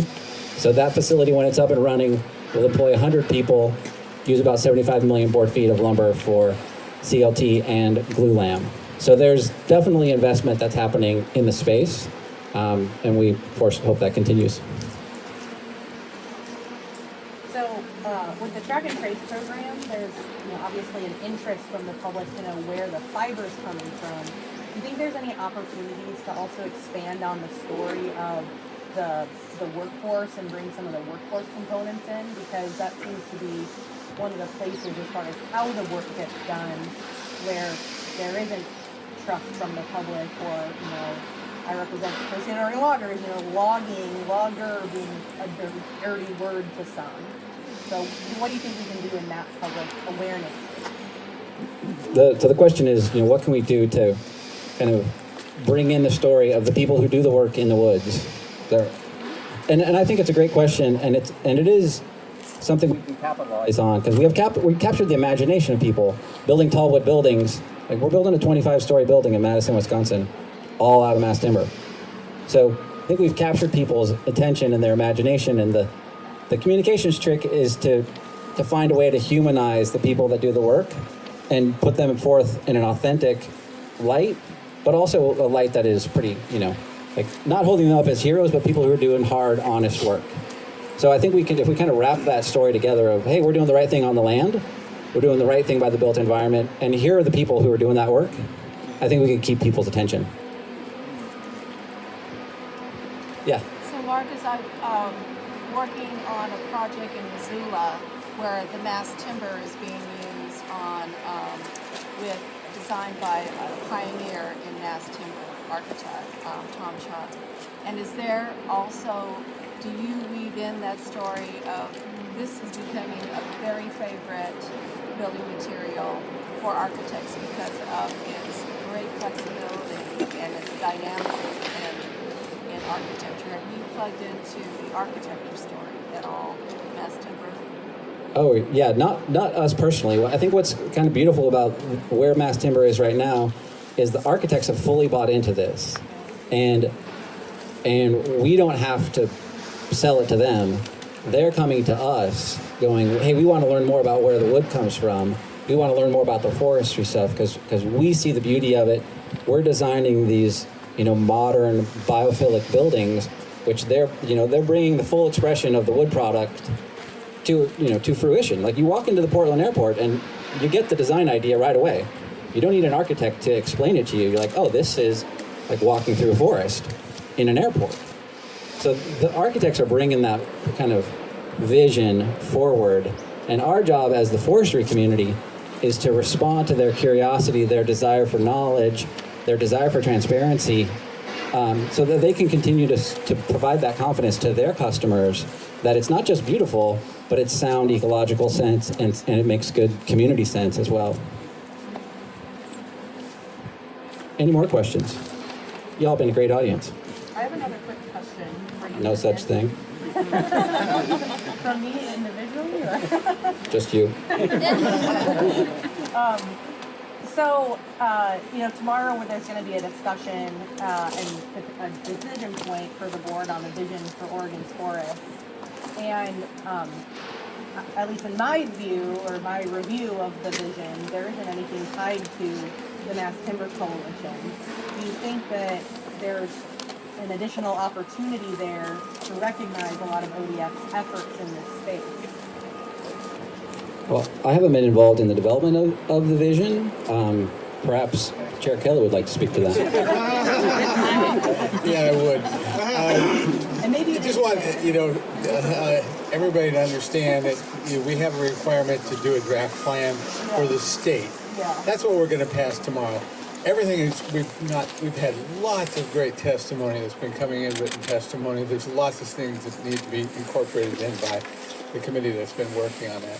So don't get too worried about what's in and what's not tomorrow. Just keep feeding us, ideas like that. There's, and it's been kind of fun. We've had some of the very same suggestions coming from opposite sides in this one. So anyhow, don't get too worried about it. We'll have time before we're done.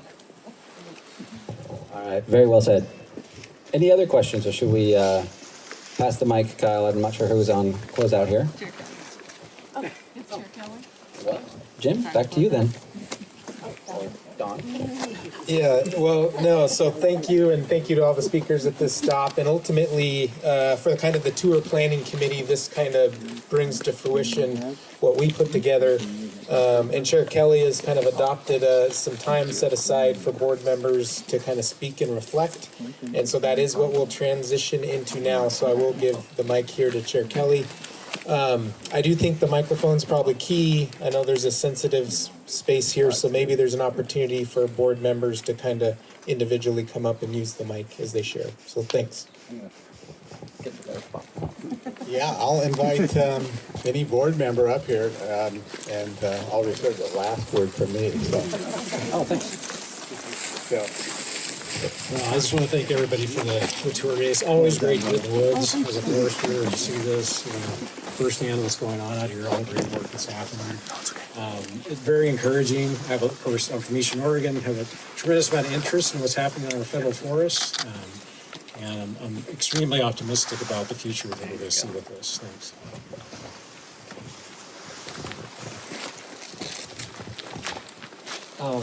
Yeah, I'll just echo what Joe said. This has been awesome. I love these tours. It's the best part about being on the board. And a tour like this is great. We get to have a phenomenal backdrop. So I've really enjoyed seeing this. Seeing some beautiful timber. One of my reflections actually is more of a question, and maybe we have time to pass it back to a couple other folks or we can follow up later. It's just a reflection on this is, I've sort of heard two competing narratives today. And the one narrative is, from Nathan about this 20-year strategy, about there is a lot of priority areas in the state that really need a lot of work. And that, we as the department have some tools and some capacity to really try to stand up more and more of this really important work on these priority areas. And then I see the work we're doing here, and I'll be honest, this is some pretty nice timber. And we've seen operators and Interfor, and you guys are getting some really good timber out of this, and that's fantastic. And I'm really excited and glad that the department can help make this happen. But I'm not seeing here, I haven't heard yet how this is one of those high priority areas when it comes to forest health or fire resilience and really critical work. And I see this as a really important piece of the puzzle of getting more work done on the ground. So I was just curious, if anybody had some thoughts on sort of how those two narratives sort of fit together in this tour today, because I think they're both important, but they seem sort of distinct in a way. Some thoughts on the question. Can I take a stab at that? Yeah. I think it's a fair question. I think what we're trying to achieve here is really meeting those mutual goals that I kind of outlined earlier. It is about forest health. I mean, we are opening these stands up to receive fire. We heard from Andrew Marshall that these west side forests have received more frequent low intensity fire than we even knew about 5 years ago. We took, Norman Jerry studies and more qualitative in nature, observing what we're seeing on the west side and assuming that, hey, it was a Tillamook burn type of situation. It was a Holiday Farm, high intensity, low frequency burns.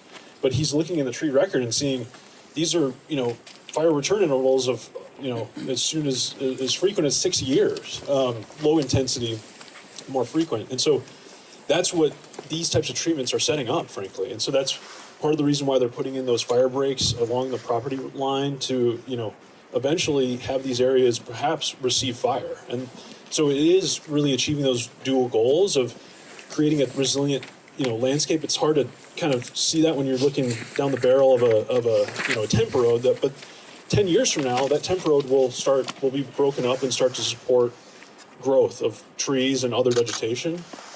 And, that's why I thought it was important that we drove through some of those areas that have been previously treated 10, 15 years ago.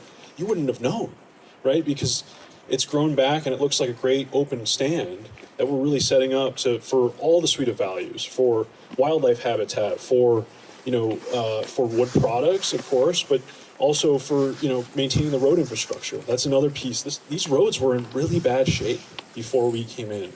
And we've got some really good pictures of, hey, there was ruts going down that road that we backed in. It was like rutted and dumping sediment into our water courses.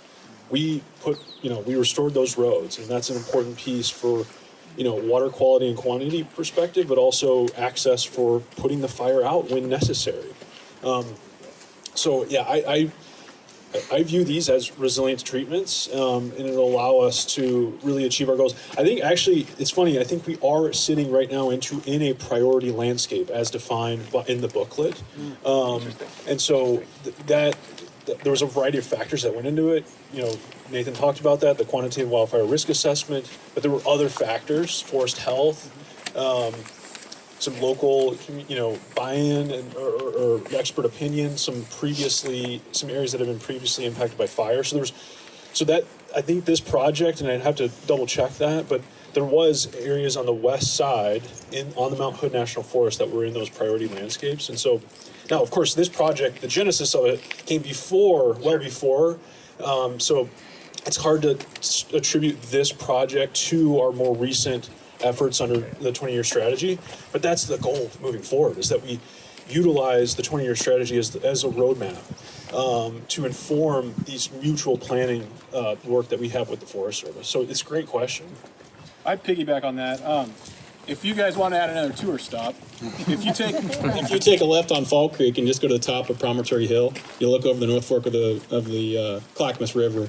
You could stop there, and I think you could see fire scars from the 2020 fire, and you could keep going up the Clackamas River, and it was probably about 20 miles where that fire started, and ended up just about that property I was telling you about my family has, just outside town on the other side of the river. We're just on the other side of the river here. Estacada's 10 miles away, so I think this is very much in that crosshairs of that Eastman event, and this I'd say this is a priority spot to work on. And something else to think about, if nobody mentioned the funding, so for the FFR program, this timber sale revenues roughly, we'll say $3.5 million. We don't have a split with the county in FFR. So we take that $3 million and we invest it back into the forest, into future planning. So we will be able to invest it in other projects that really do hit that goal of the 20-year plan, and think about and be really have a concerted effort as to where we will be doing that planning. So it's a great, fantastic opportunity to take really nice wood. Like you said, Ben, you're not wrong. This sale is beautiful. I really enjoy getting to come out here and see it open up and just see the transformation in the landscape. But that money is like our nest egg for planning and investing into the future. So also something to think about there too. So just a little perspective, like you said, your family and that. So in 2014, when we came up the highway here, and right when we turned off, that was the 36 pit fire that impacted, which was right after that. We started talking about this GNA project that I had met with Mount Hood. Then we had the Riverside fire in 2020. Both of those fires came in and approached, got close to Estacada. And then a quarter mile, just right over there, last year, 224 fire that started right on Weyerhaeuser property, right next to BLM, right next to Forest Service, that we caught at 30 acres. And it was a great catch that we had here early season that would have come right into this timber sale if we didn't get the catch, thanks to the mutual aid with the Forest Service bringing some helicopters, Weyerhaeuser, the local fire department, and ODF that all jumped on that fire and kept it at 30 acres. But these type of sales, this is exactly what we need. This community's been impacted. This is a high priority for us in this area, on this district, to do this type of work to protect the citizens of Oregon and the Portland metropolitan area. So. I get my water from the Clackamas River too. Yeah, there we go. Nobody wants that mic. Other board members. We've got two new board members. I know they're both kind of shy.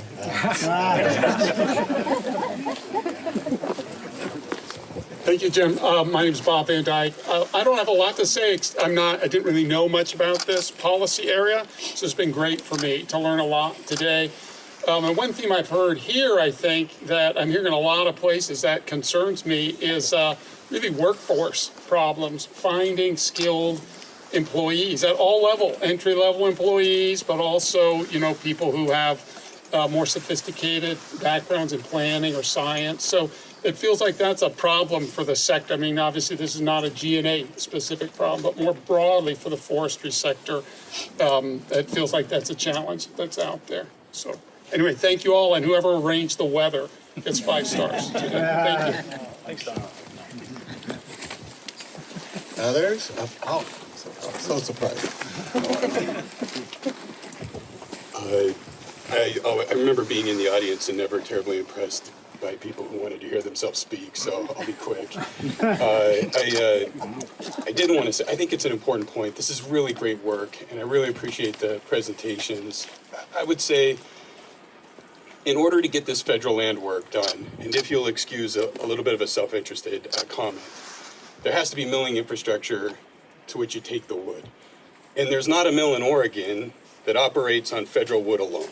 And for that reason, all of the work the Board of Forestry does on private lands and on state lands informs our ability to get this work done.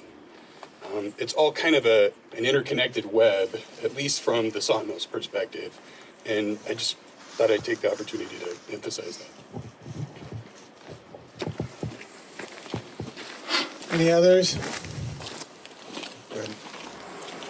Okay, Brenda. Thanks, Jim. I'll try not to make a point of making this long to hear myself talk. You gotta bring the mic just a little bit. Closer? Better? Yes. Yeah, there you go. I feel like I'm going to eat it. You won't. Yeah. What impressed me was, and actually not surprisingly, Andrew Merschel's talk just a little while ago, which made it very clear that these forests see disturbance regularly. Even in forests where we don't think about them having disturbance, it occurs regularly. And that information can guide management actions on into the future, especially if it considers how climate is going to change. Silviculture is one tool, but it's not the only tool. And we're going to have fires. They are going to burn. If we have a desired future condition here, which allows this stand to receive fire, it will burn.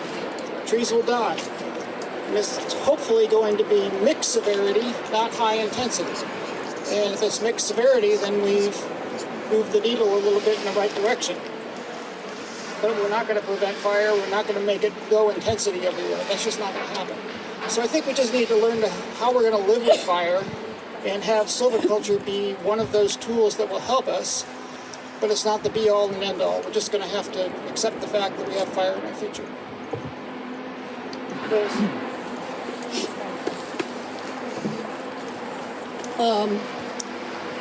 I just want to say optimism.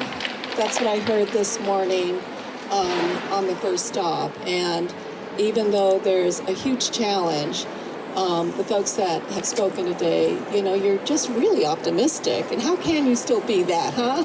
Anyway, so I thank you for that and spreading that today with us. And as Brenda, the tree ring thing was, took me back to several decades ago that I moved to a position on the lease, and we were just after the Silver Fire, which was the big landscape fire. And one of the fortunate things that we had were we had 4 forest ecologists, and before Silver, they had done an amazing survey, Andrew, of the tree rings, and were able to, just as Brenda said, talk about the intensity and the size of the average opening is, you know, intense, stand replacement, moderate intensity and light on the land. And they were able to show that some of those subsequent landscape burns had sort of flipped that intensity, with intensity was now a large percent versus 15% on the average before. So that was also fascinating and something that I learned. But I just take away, please keep your optimism up, your problem solving skills sharp. We all appreciate hearing and learning about them and playing it forward. Okay. How often do we get to get out on a beautiful day in the woods, and then and those of us who are thinking that we know a lot about this stuff, learn things. You know, I thought I was really, getting a good understanding of the difference between wet and dry forests and the history. And should I be surprised that nature and those histories are more complex than what I thought? Anyhow, it was really wonderful. I learned a number of things today. I had a great time. I'm impressed with all the people here, impressed with everybody who spoke to us today. It was just a huge success. We got to do this again. So thank you all for being here.